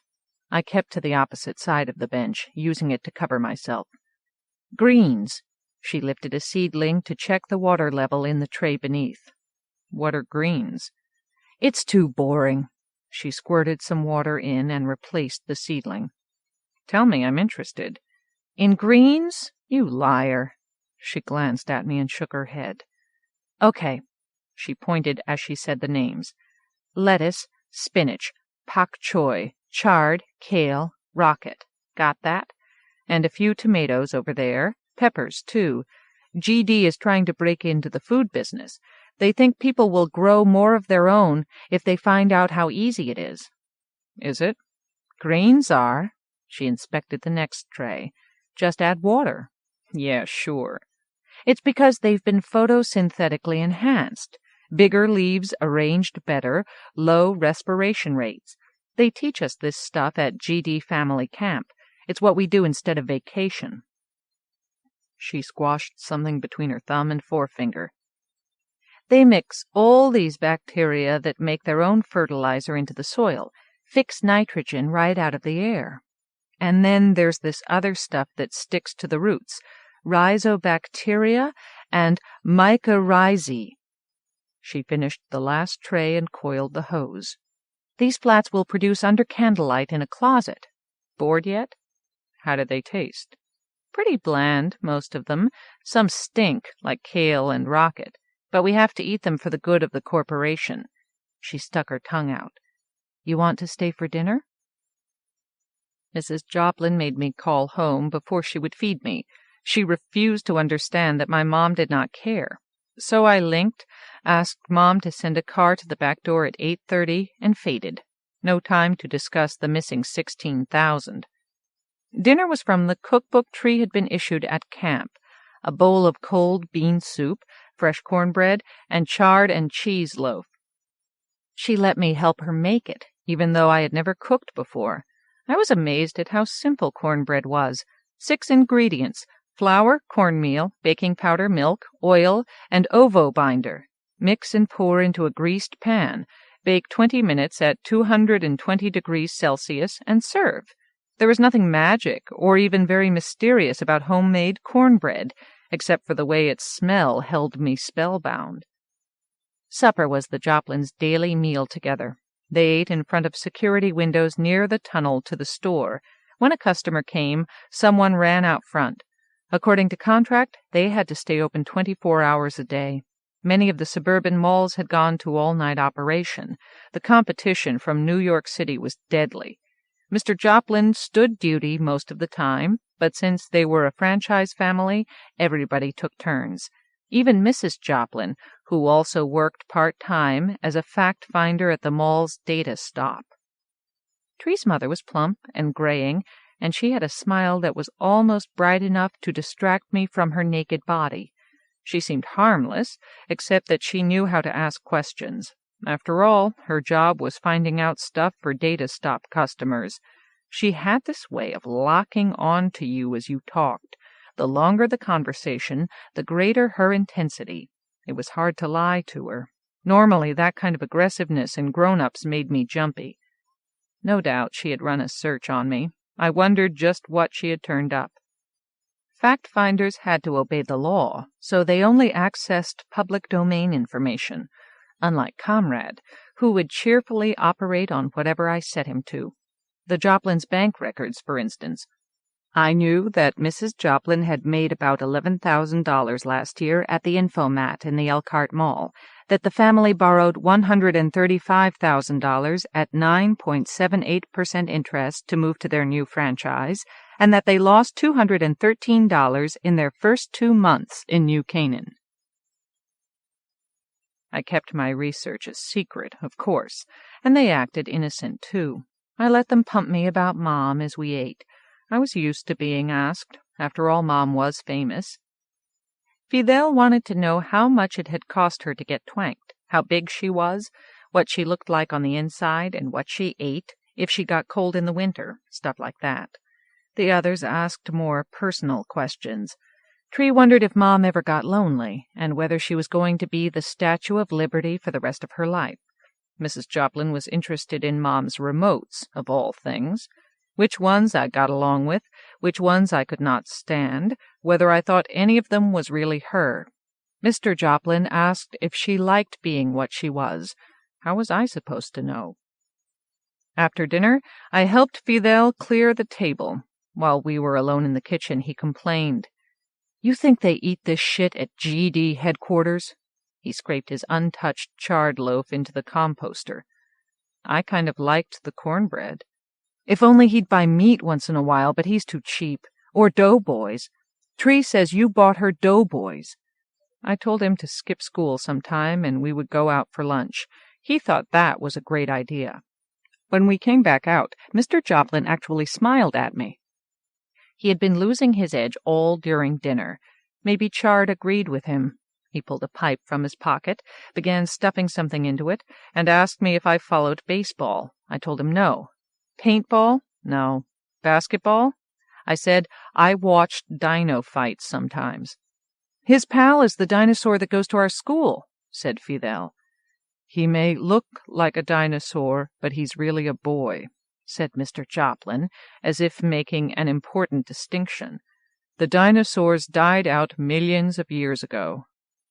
Humans aren't allowed in dino fights, I said, just to keep the conversation going. Only twanked dogs and horses and elephants. Silence. Mr. Joplin puffed on his pipe and then passed it to his wife. She watched the glow in the bowl through half-lidded eyes as she inhaled. Fidel caught me staring. "What's the matter? Don't you get twisted?" He took the pipe in his turn. I was so croggled I did not know what to say. Even the Marleys had switched to THC inhalers. But smoking is bad for you.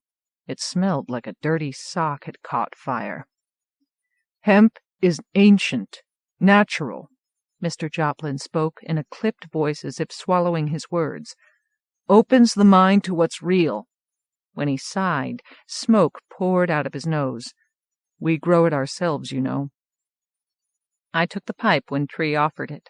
Even before I brought the stem to my mouth, the world tilted, and I watched myself slide into what seemed very much like an hallucination. Here I was sitting around naked, in the mall, with a bunch of stiffs, smoking antique drugs, and I was enjoying myself. Incredible. I inhaled, and immediately the flash hit me. It was as if my brain were an enormous bud, blooming inside my head. Good stuff. I laughed smoke and then began coughing. Fidel refilled my glass with ice water. Have a sip, Cashman. Customer. Tree pointed at the window. Leave! Mr. Joplin waved impatiently at him. Go away! The man on the screen knelt and turned over the price tag on a fern. Damn! He jerked his uniform from the hook by the door, pulled on the khaki pants, and was slithering into the shirt as he disappeared down the tunnel. So is Green Dream trying to break into the flash market too? I handed the pipe to Mrs. Joplin. There was a fleck of ash on her left breast. What we do back here is our business, she said. We work hard so we can live the way we want. Tree was studying her fingerprints. I realized I had said the wrong thing, so I shut up. Obviously, the Joplins were drifting from the lifestyle taught at Green Dream Family Camp. Fidel announced he was going to school tomorrow, and Mrs. Joplin told him no, he could link to E-class as usual, and Fidel claimed he could not concentrate at home, and Mrs. Joplin said he was trying to get out of his chores. While they were arguing, Tree nudged my leg and shot me a "let's leave" look. I nodded. "Excuse us." She pushed back her chair. "Mr. Boy's got to go home soon." Mrs. Joplin pointed for her to stay. "You wait until your father gets back," she said. "Tell me, Mr. Boy, have you lived in New Canaan long?" "All my life," I said. "How old did you say you were?" "Mama, he's 25, said Tree. "I told you." "And what do you do for a living?" "Mama, you promised." "Nothing," I said. "I'm lucky, I guess. I don't need to worry about money. If you didn't need to work, would you?" "Everybody needs work to do," Mrs. Joplin said. "Work makes us real. Unless you have work to do and people who love you, you don't exist." Talk about 20th century humanist goop! At another time, in another place, I probably would have snapped, but now the words would not come. My brain had turned into a flower. All I could think were daisy thoughts. The Joplins were such a strange combination of fast-forward and rewind. I could not tell what they wanted from me. $17.99, said Mr. Joplin, returning from the storefront. "What's going on in here?" He glanced at his wife, and some signal that I did not catch passed between them.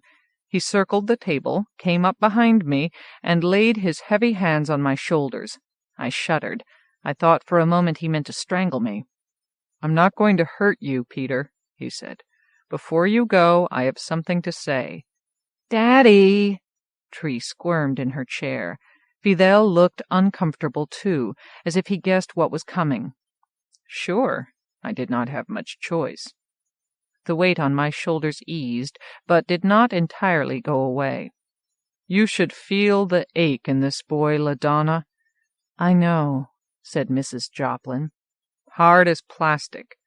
Mr. Joplin touched the muscles corded along my neck. "You get too hard, you snap." He set his thumbs at the base of my skull and kneaded with an easy circular motion. "Your body isn't some machine that you've downloaded into.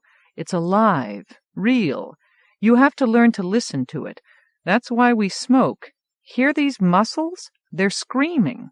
He let his hand slide down my shoulders. "Now listen." His fingertips probed along my upper spine. "Hear that? Your muscles stay tense because you don't trust anyone. You always have to be ready to take a hit, and you can't tell where it's coming from. You're rigid and angry and scared. Reality.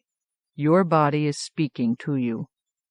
His voice was as big and warm as his hands. Tree was giving him a look that could boil water, but the way he touched me made too much sense to resist. "We don't mind helping you ease the strain. That's the way Mrs. Joplin and I are. That's the way we brought the kids up.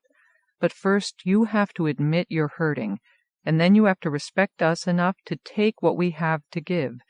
I don't feel that in you, Peter. You're not ready to give up your pain. You just want us poor stiffs to admire how hard it's made you. We haven't got time for that kind of shit, okay? You learn to listen to yourself, and you'll be welcome around here. We'll even call you Mr. Boy, even though it's a damn stupid name." No one spoke for a moment. "Sorry, Tree," he said. "We've embarrassed you again, but we love you, so you're stuck with us." I could feel it in his hands when he chuckled. "I suppose I do get carried away sometimes." "Sometimes?" said Fidel. Tree just smoldered. "It's late," said Mrs. Joplin. "Let him go now, Jamal. His mama's sending a car over." Mr. Joplin stepped back, and I almost fell off my chair from leaning against him. I stood shakily. "Thanks for dinner." Tree stalked through the greenhouse to the rear exit, her hair works glittering against her bare back. I had to trot to keep up with her. There was no car in sight, so we waited at the doorway, and I put on my clothes. "I can't take much more of this." She stared through the little wire glass window in the door, like a prisoner plotting her escape. "I mean, he's not a psychologist or a great philosopher or whatever the hell he thinks he is. He's just a pompous mall drone." "He's not that bad." Actually, I understood what her father had said to me. It was scary. "I like your family." "You don't have to live with them." She kept watching at the door. "They promised they'd behave with you. I should have known better. This happens every time I bring someone home." She puffed an imaginary pipe, imitating her father. "Think what you're doing to yourself, you poor fool. And say, isn't it just too bad about modern life? Love, love, love. Fuck." She turned to me. "I'm sick of it. People are going to think I'm as sappy and thick-headed as my parents." "I don't." "You're lucky. You're rich, and your mom leaves you alone. You're New Canaan. My folks are Elkhart, Indiana." "Being New Canaan is nothing to brag about. So what are you?" "Not a Joplin." She shook her head. "Not much longer, anyway. I'm 18 in February. I think your car's here."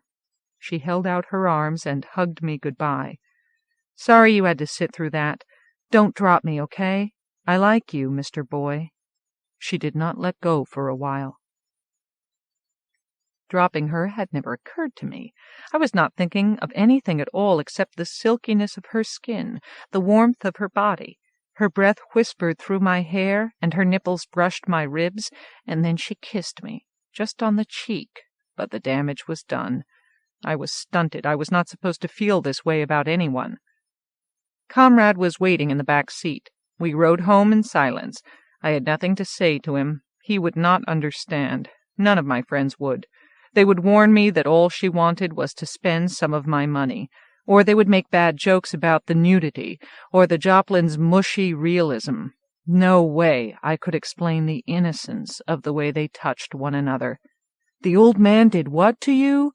"Yeah, and if I wanted a hug at home, who was I supposed to ask? Comrade? Lovey, the greeter? Was I supposed to climb up to the head and fall asleep against Mom's door bone, waiting for it to open, like I used to do when I was really a kid?" The greeter was her usual non-stick self when I got home. She was so glad to see me, and she wanted to know where I had been, and if I had a good time, and if I wanted cook to make me a snack. "Around? Yes. No."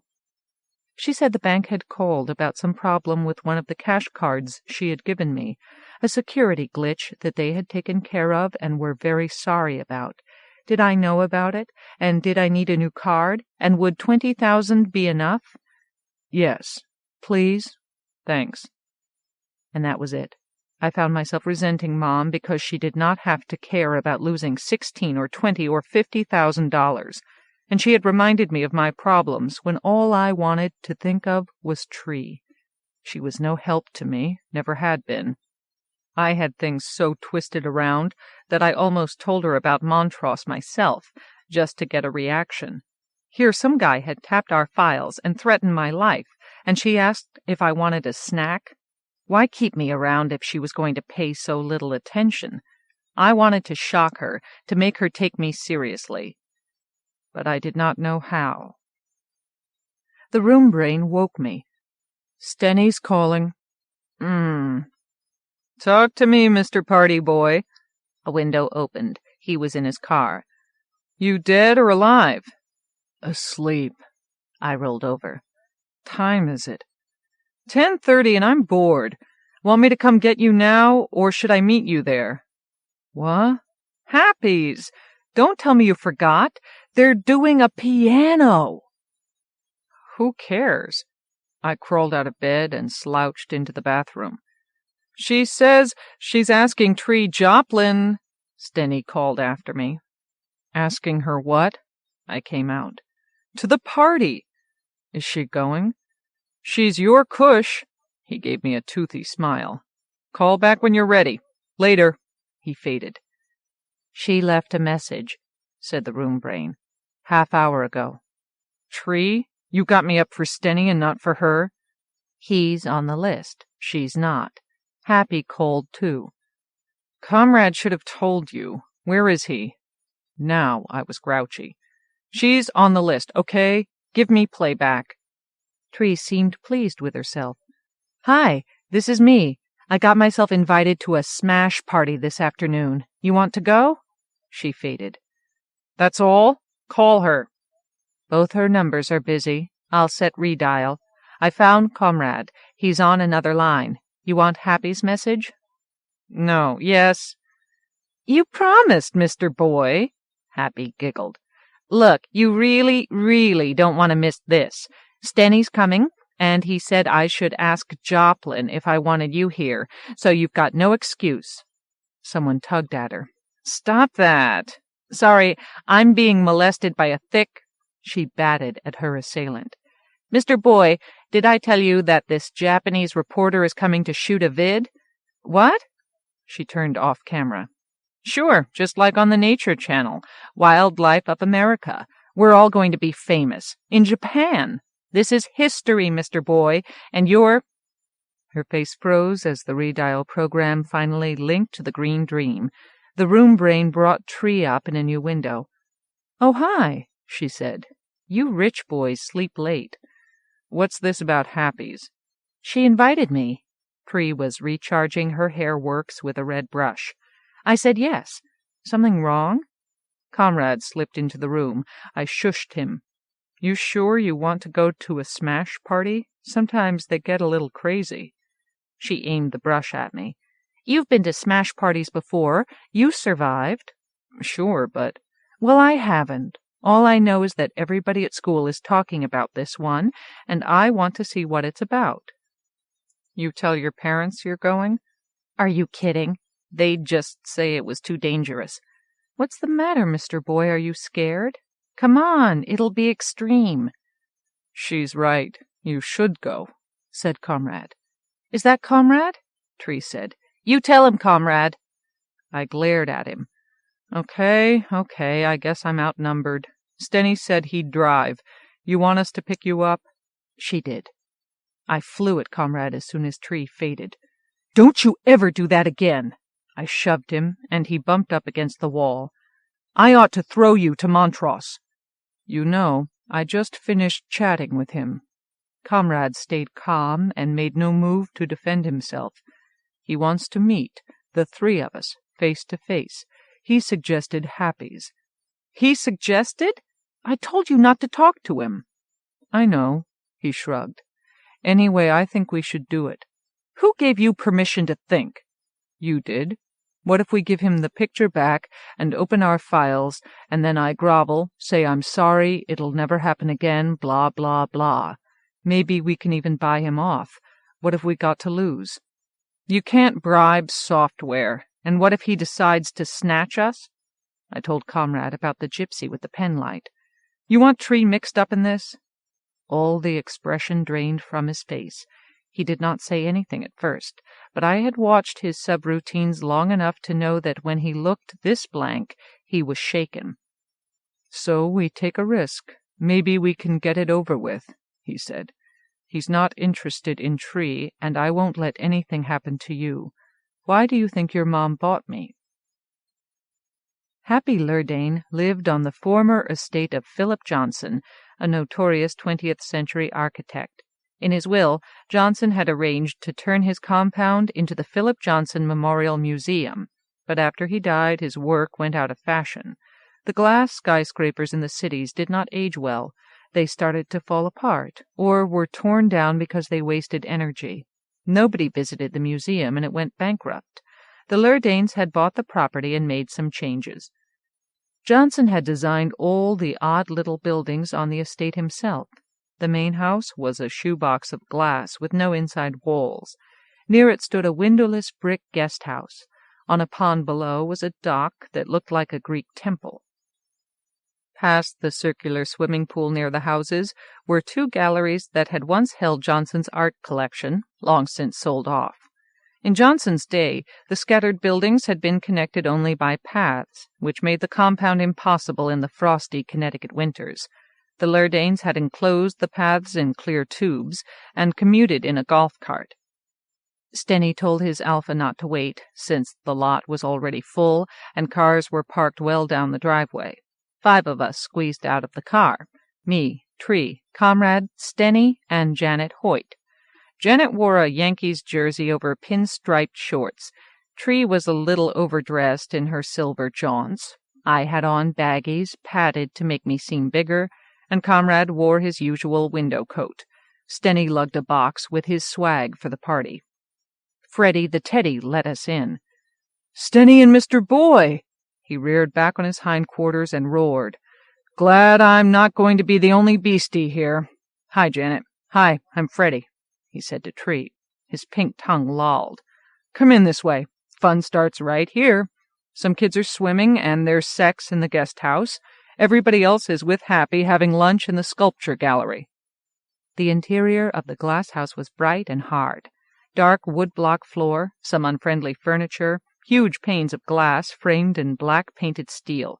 The few kids in the kitchen were passing an inhaler around and watching a microwave fill up with popcorn. "I'm hot." Janet stuck the inhaler into her face and pressed. "Anybody want to swim? Tree?" "Okay."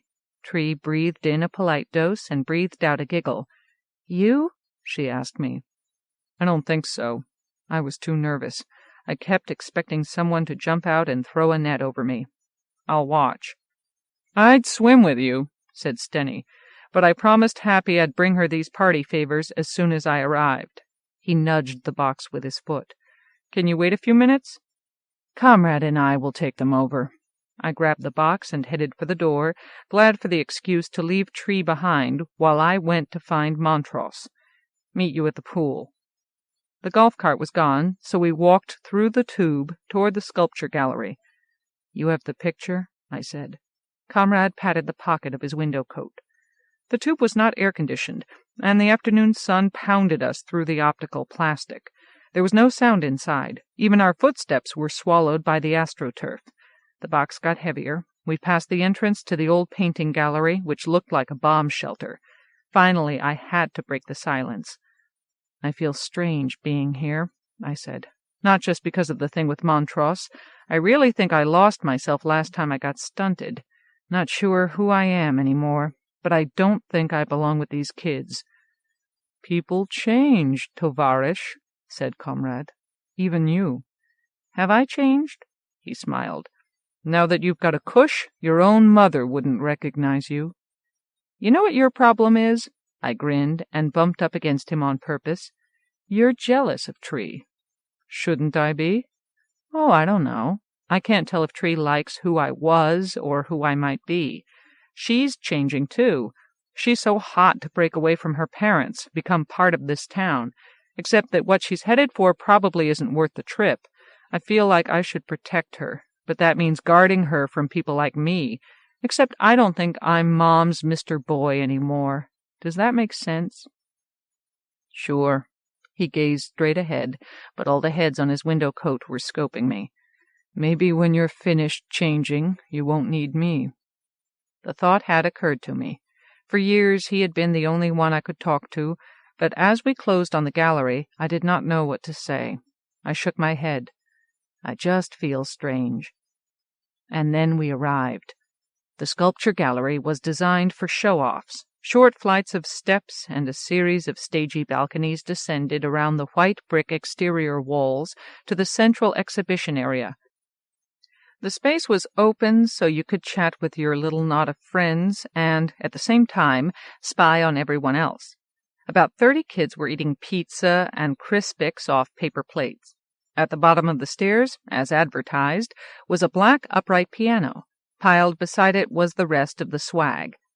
A Boston rocker, a case of green Coke bottles, a Virgin Mary in half a blue bathtub, a huge conch shell, china and crystal and assorted smaller treasures, including a 4,000-year-old ceramic hippo.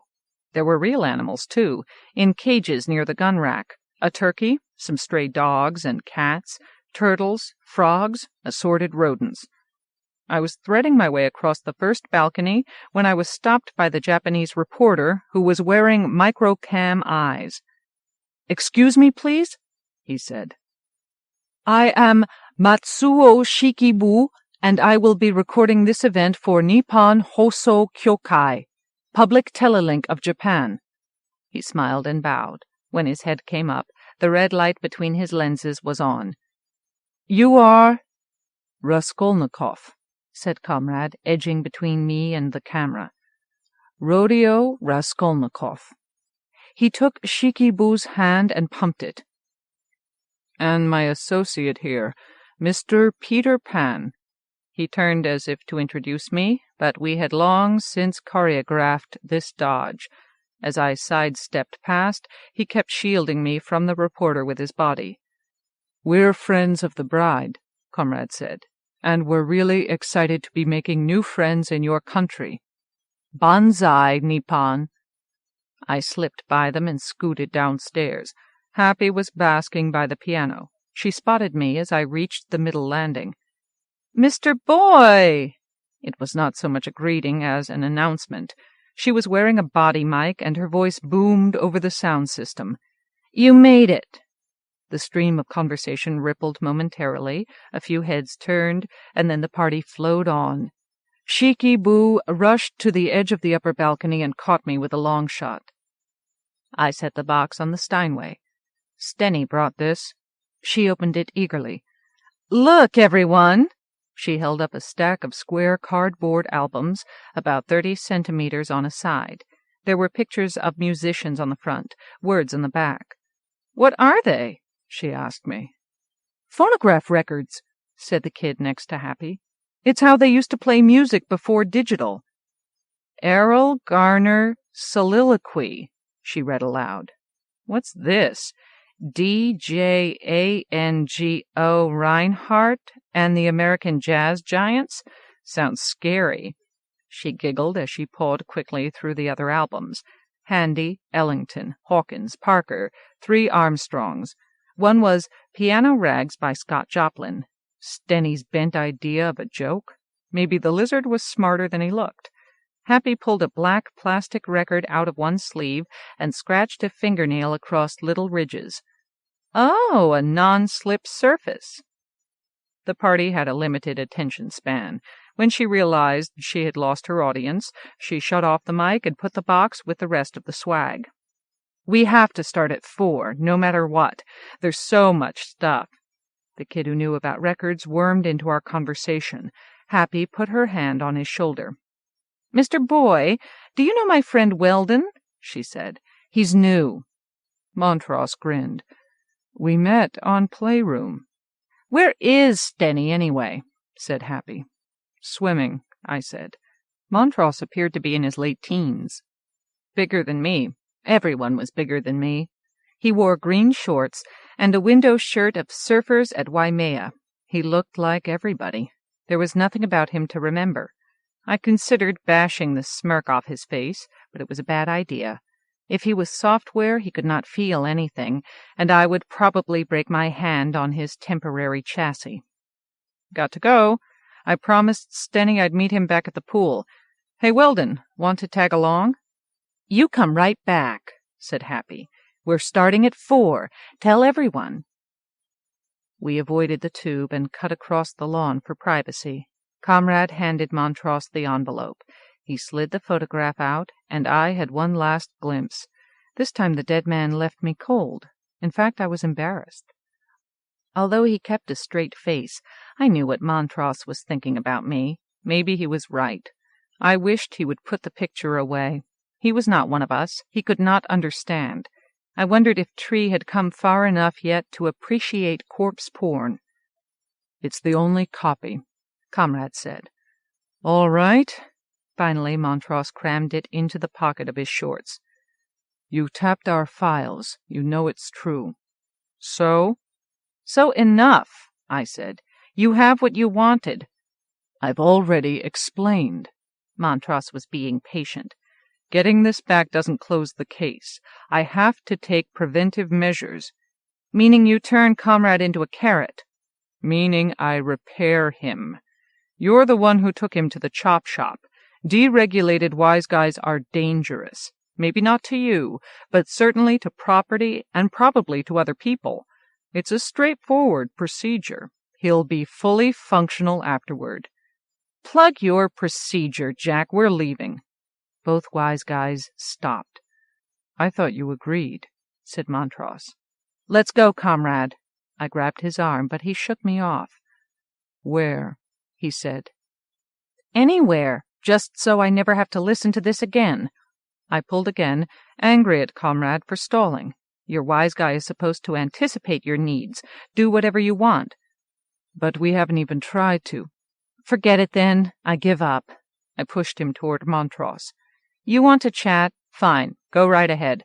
Let him rip the top of your head off while you're at it, but I'm not sticking around to watch. I checked the pool, but Tree, Stenny, and Janet had already gone. I went through the glass house and caught up with them in the tube to the sculpture gallery. Can I talk to you? I put my arm around Tree's waist, just like I had seen grown-ups do. In private? I could tell she was annoyed to be separated from Janet. We'll catch up. I waved Stenny on. See you over there. She waited until they were gone. What? Her hair, slick from swimming, left dark spots where it brushed her silver jaunts. I want to leave. We'll call my mom's car. She did not look happy. I'll take you anywhere you want to go. But we just got here. Give it a chance. I've been to too many of these things. Then you shouldn't have come. Silence. I wanted to tell her about Montross, everything, but not here. Anyone could come along, and the tube was so hot. I was desperate to get her away, so I lied. Believe me, you're not going to like this. I know. I tugged at her waist. Sometimes even I think smash parties are too much. We've had this discussion before, she said. Obviously you weren't listening. I don't need you to decide for me whether I'm going to like something, Mr. Boy. I have 2 parents too many. I don't need another. She stepped away from me. Hey, I'm sorry if you're having a bad time, but do you really need to spoil it for me? She turned and strode down the tube toward the gallery, her beautiful hair slapping against her back. I watched her go. But I'm in trouble, I muttered to the empty tube, and then was disgusted with myself because I did not have the guts to say it to Tree.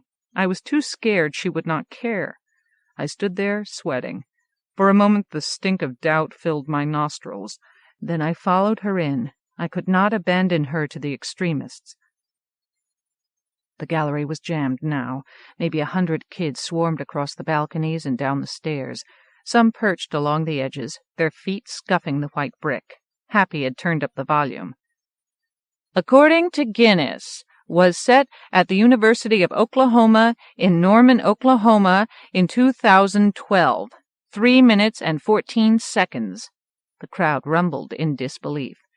The challenge states each piece must be small enough to pass through a hole 30 centimeters in diameter.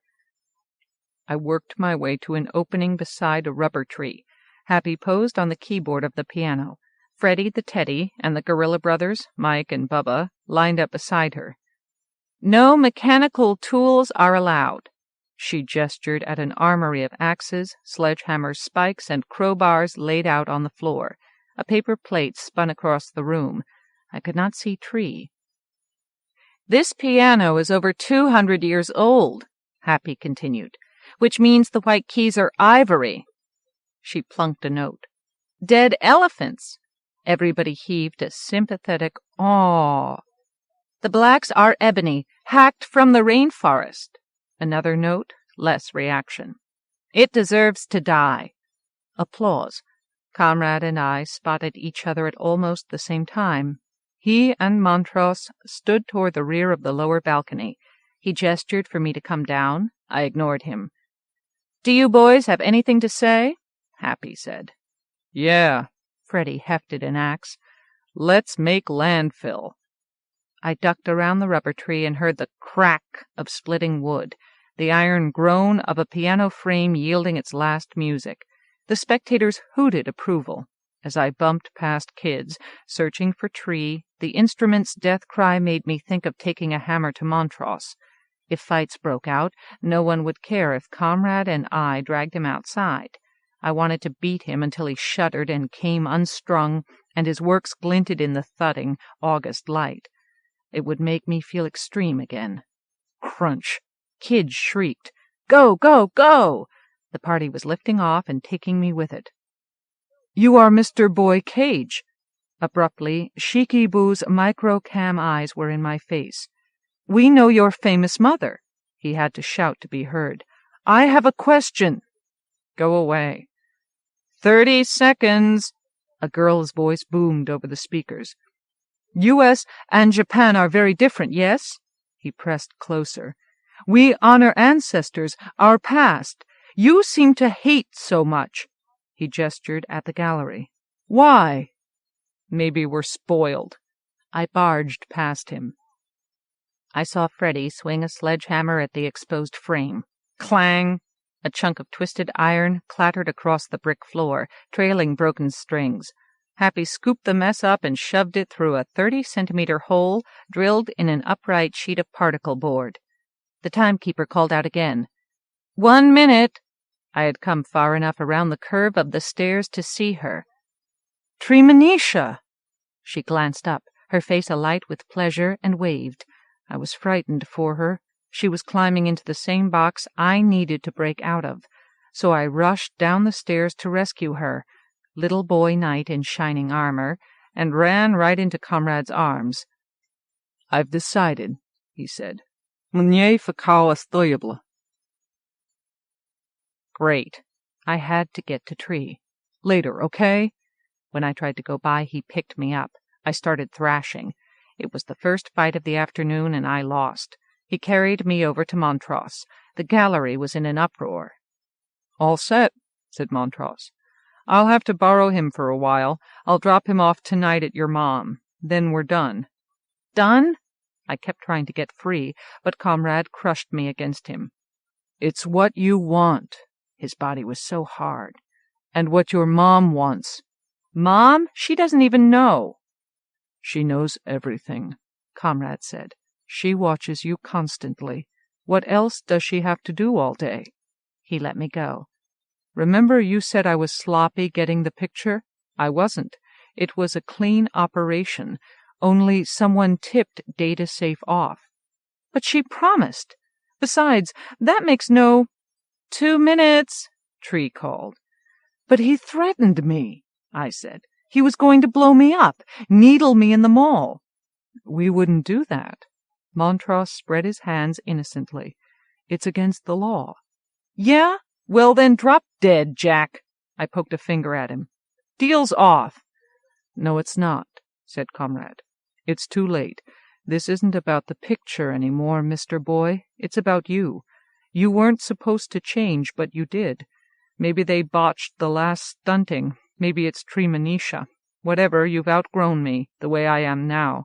So I have to change too, or else I'll keep getting in your way. He always had everything under control. It made me crazy. He was too good at running my life. You should have told me Mom turned you in. Crash! I felt like the crowd was inside my head, screaming. You could have figured it out if you wanted to. Besides, if I had said anything, your mom wouldn't have bothered to be subtle. She would have squashed me. She still might, even though I'm being fixed. Only by then I won't care. Rozprojebi twoju mat. I heard Tree finishing the count. 12, 13, 14. No record today. Some kids began to boo. Others laughed. Time's up, you losers. I glanced at the two wise guys. Montross was busy emulating sincerity. Comrade found a way to grin for me, the same smirk he always wore when he tortured the greeter. It's easier this way. Easier. My life was too plugging easy. I had never done anything important by myself, not even grow up. I wanted to smash something. Okay, I said. You asked for it. Comrade turned to Montross, and they shook hands. I thought next they might clap one another on the shoulder and whistle as they strolled off into the sunset together. I felt like puking. Have fun, said Comrade. Do svidaniya. Sure. Betraying Comrade, my best friend, brought me both pain and pleasure at once, but not enough to satisfy the shrieking wildness within me. The party was just starting. Happy stood beaming beside the ruins of the Steinway. Although nothing of what was left was more than 1/2 meter tall, Freddie, Mike, and Bubba had given up now that the challenge was lost. Kids were already surging down the stairs to claim their share of the swag. I went along with them. Don't worry, announced Happy. Plenty for everyone. Come take what you like. Remember, guns and animals outside if you want to hunt. The safeties won't release unless you go through the door. Watch out for one another, people. We don't want anyone shot." A bunch of kids were wrestling over the turkey cage. One of them staggered backward and knocked into me. "Gobble, gobble," she said. I shoved her back. "Mr. Boy, over here!" Tree, Stenny, and Janet were waiting on the far side of the gallery. As I crossed to them, Happy gave the sign, and Stone Kincaid hurled the 4,000-year-old ceramic hippo against the wall. It shattered. Everybody cheered. In the upper balconies they were playing catch with a frog. "You see who kept time?" said Janet. "Didn't need to see," I said. I could hear. They probably heard an Elkhart. "So you like it, Tree?" "It's about what I expected. Dumb, but fun. I don't think they—" The frog sailed from the top balcony and splatted at our feet. Its legs twitched, and guts spilled from its open mouth. I watched Tree's smile turn brittle. She seemed slightly embarrassed, as if she had just been told the price of something she could not afford. "This is going to be a war zone soon," Stenny said. "Yeah, let's fade." Janet towed Stenny to the stairs, swerving around the three boys, lugging Our Lady of the Bathtub out to the firing range. "Wait!" I blocked Tree. "You're here, so you have to destroy something. Get with the program." "I have to?" She seemed doubtful. "Oh, all right, but no animals." A hail of antique Coke bottles crashed around Happy as she directed traffic at the dwindling swag heap. "Hey, people, please be very careful where you throw things." Her amplified voice blasted us as we approached. The first floor was a graveyard of broken glass and piano bones and bloody feathers. Most of the good stuff was already gone. "Any records left?" I said. Happy wobbled closer to me. "What?" She seemed punchy, as if stunned by the success of her own party. "The box I gave you, from Stenny." She pointed. I spotted it under some cages and grabbed it. Tree and the others were on the stairs. Outside I could hear the crackle of small arms fire. I caught up. "Sir! Mr. Dinosaur, please!" The press still lurked on the upper balcony. "Matsuo Shikibu, Japanese Telelink, NHK. Could I speak with you for a moment?" "Excuse me, but this Jack and I have some unfinished business." I handed Stenny the records and cut in front. He swayed and lashed his tail upward to counterbalance their weight. "Remember me?" I bowed to Shikibu. "My apologies if I offended—" "Hey, Matsuo. Can I call you Matsuo? This is your first smash party, right? Please, eyes on me. I want to explain why I was rude before, help you understand the local customs. You see, we're kind of self-conscious here in the U.S. We don't like it when someone just watches while we play. You either join in or you're not one of us." My little speech drew a crowd. "What's he talking about?" said Janet. She was shushed. "So if you drop by our party and don't have fun, people resent you," I told him. "No one came here today to put on a show. This is who we are, what we believe in." "Yeah!" Stenny was cheerleading for the extreme Mr. Boy of old. "Tell him!" Too bad he did not realize it was his final appearance. What was Mr. Boy without his comrade? "Make him feel some pain." I snatched an album from the top of the stack, slipped the record out, and held it close to Shikibu's microcam eyes. "What does this say?" He craned his neck to read the label. "John Coltrane, Giant Steps." "Very good." I grasped the record with both hands and raised it over my head for all to see. "We're not picky, Matsuo. We welcome everyone. Therefore, today it is my honor to initiate you and the home audience back on NHK. If you're still watching, you're part of this too." I broke the record over his head. He yelped and staggered backward and almost tripped over a dead cat.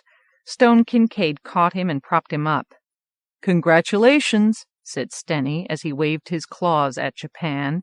"You're all extremists now." Shikibu gaped at me, his microcam eyes askew. A couple of kids clapped. There's someone else here who has not yet joined us. I turned on Tree. Another spectator. Her smile faded. You leave her alone, said Janet. What are you, crazy? I'm not going to touch her. I held up empty hands. No, I just want her to ruin something. That's why you came, isn't it, Tree? To get a taste? I rifled through the box until I found what I wanted. How about this? I thrust it at her. Oh, yeah, said Stenny. I meant to tell you. She took the record and scoped it briefly. When she glanced up at me, I almost lost my nerve. Matsuo Shikibu meet Treemanisha Joplin. I clasped my hands behind my back so no one could see me tremble. The great-great-great-granddaughter of the famous American composer Scott Joplin. Yes, Japan, we're all celebrities here in New Canaan. Now, please observe. I read the record for him. Piano Rags by Scott Joplin, Volume 3. Who knows? This might be the last copy. We can only hope. So, what are you waiting for, Tree? You don't want to be a Joplin anymore? Just wait until your folks get a peek at this. We'll even send GD a copy. Go ahead. Enjoy. Smash it! The kids around us took up the chant. Smash it! Shikibu adjusted his lenses. You think I won't? Tree pulled out the disc and threw the sleeve off the balcony. This is a piece of junk, Mr. Boy. She laughed and then shattered the album against the wall. She held on to a shard. It doesn't mean anything to me. I heard Janet whisper, What's going on? I think they're having an argument. You want me to be your little dream cush? Tree tucked the piece of broken plastic into the pocket of my baggies. The stiff from nowhere who knows nobody and does nothing without Mr. Boy. So you try to scare me off. You tell me you're so rich you can afford to hate yourself. Stay home, you say. It's too dangerous. We're all crazy. Well, if you're so sure this is poison, how come you've still got your wise guy and your cash cards? Are you going to move out of your mom, leave town, stop getting stunted? You're not giving it up, Mr. Boy, so why should I? Shikibu turned his camera eyes on me. No one spoke. You're right, I said. She's right. I could not save anyone until I saved myself. I felt the wildness lifting me to it. I leapt onto the balcony wall and shouted for everyone to hear, Shut up and listen, everybody. You're all invited to my place, okay? There was one last thing to smash.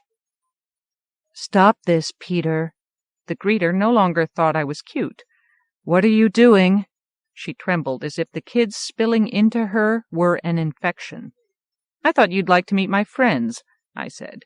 A few had stayed behind with Happy, who had decided to sulk after I hijacked her guests.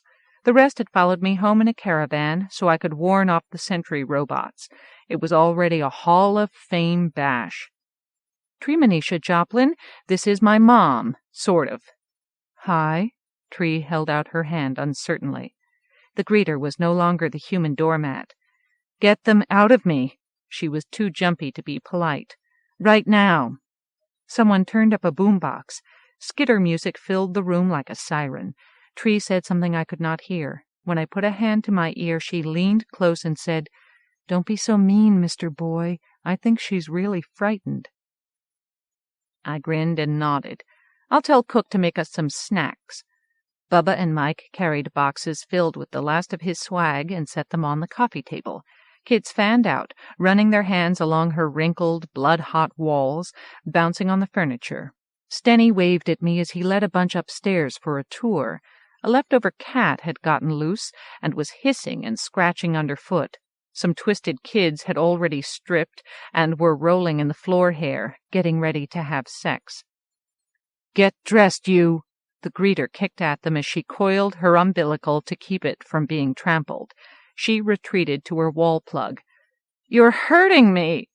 Although her voice rose to a scream, only half a dozen kids heard her. She went limp and sagged to the floor. The whole room seemed to throb as if to some great heartbeat, and the lights went out. It took a while for someone to kill the sound on the boombox. What's wrong? Voices called out. Mr. Boy! Lights! Both door bones swung open, and I saw a bug head silhouetted against the twilit sky, Shikiboo in his microcams. "Party's over," Mom said over her speaker system. There was nervous laughter. "Leave before I call the cops. Peter, go to your room right now. I want to speak to you." As the stampede began, I found Tree's hand. "Wait for me." I pulled her close. "I'll only be a minute." "What are you going to do?" She sounded frightened. It felt good to be taken so seriously. "I'm moving out, chucking all this.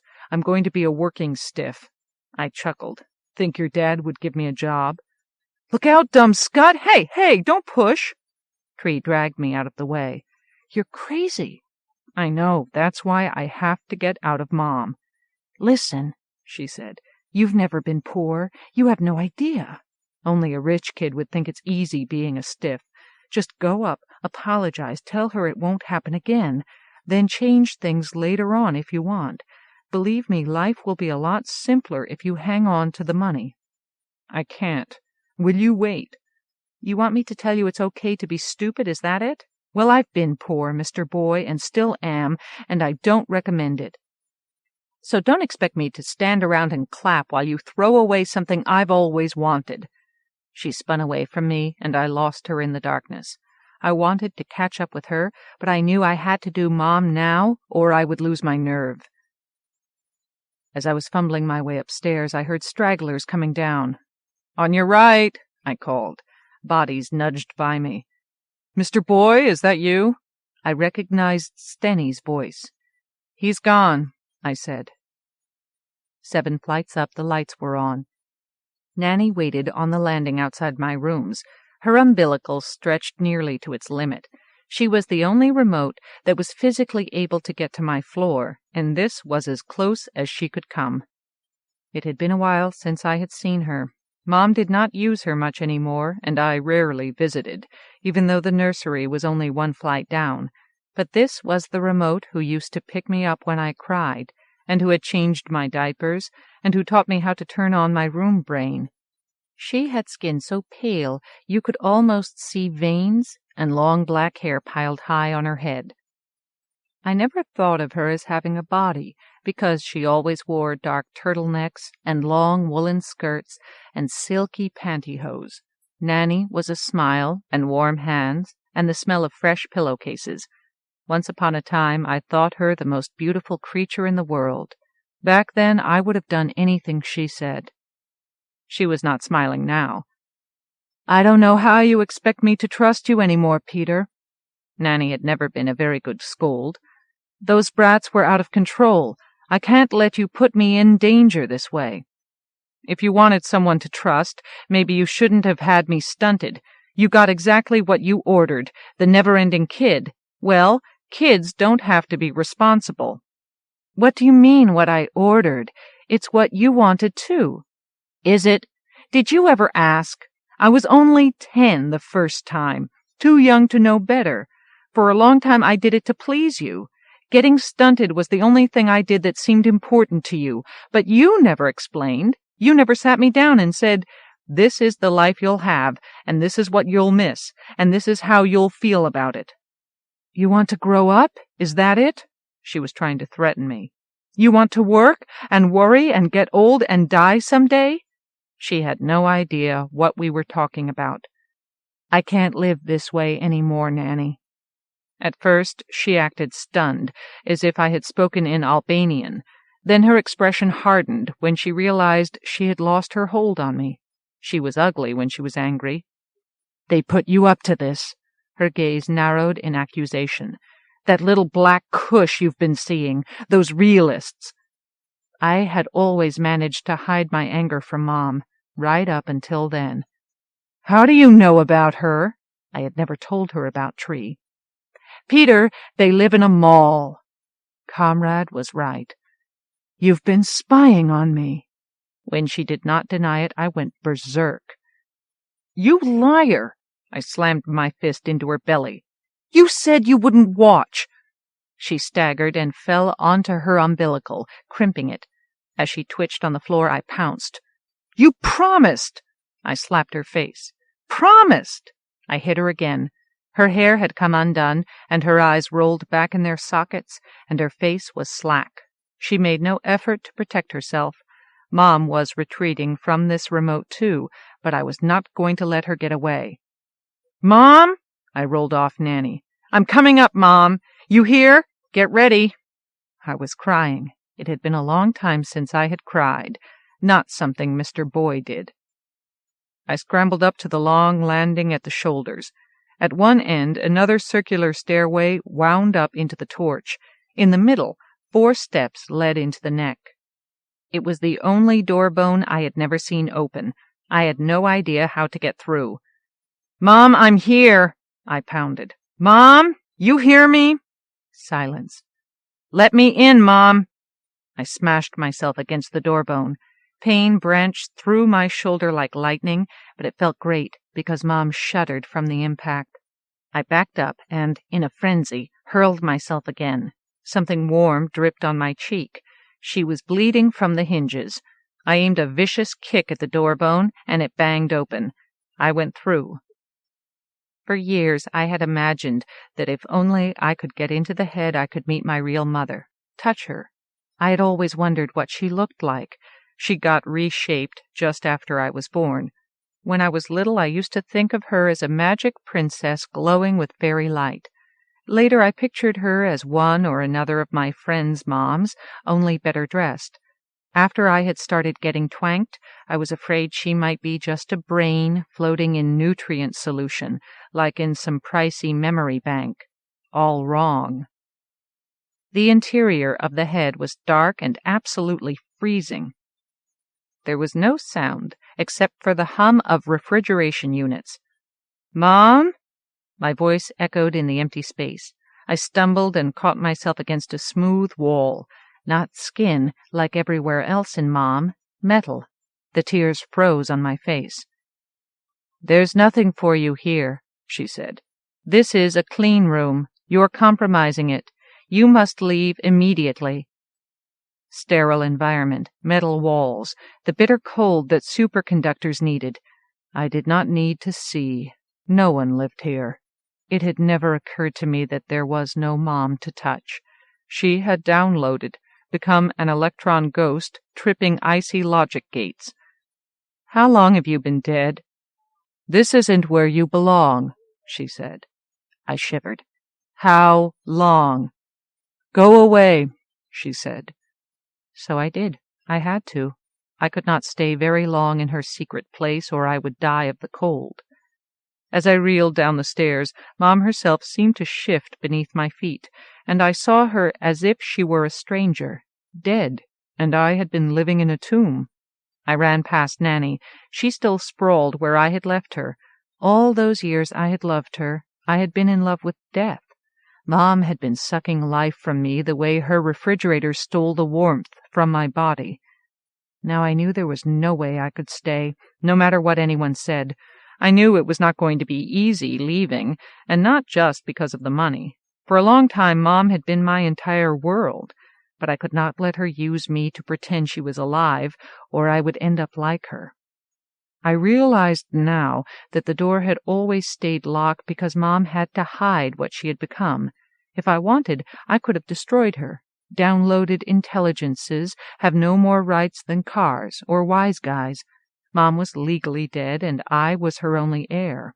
I could have had her shut off, her body raised, but somehow it was enough to go, to walk away from my inheritance.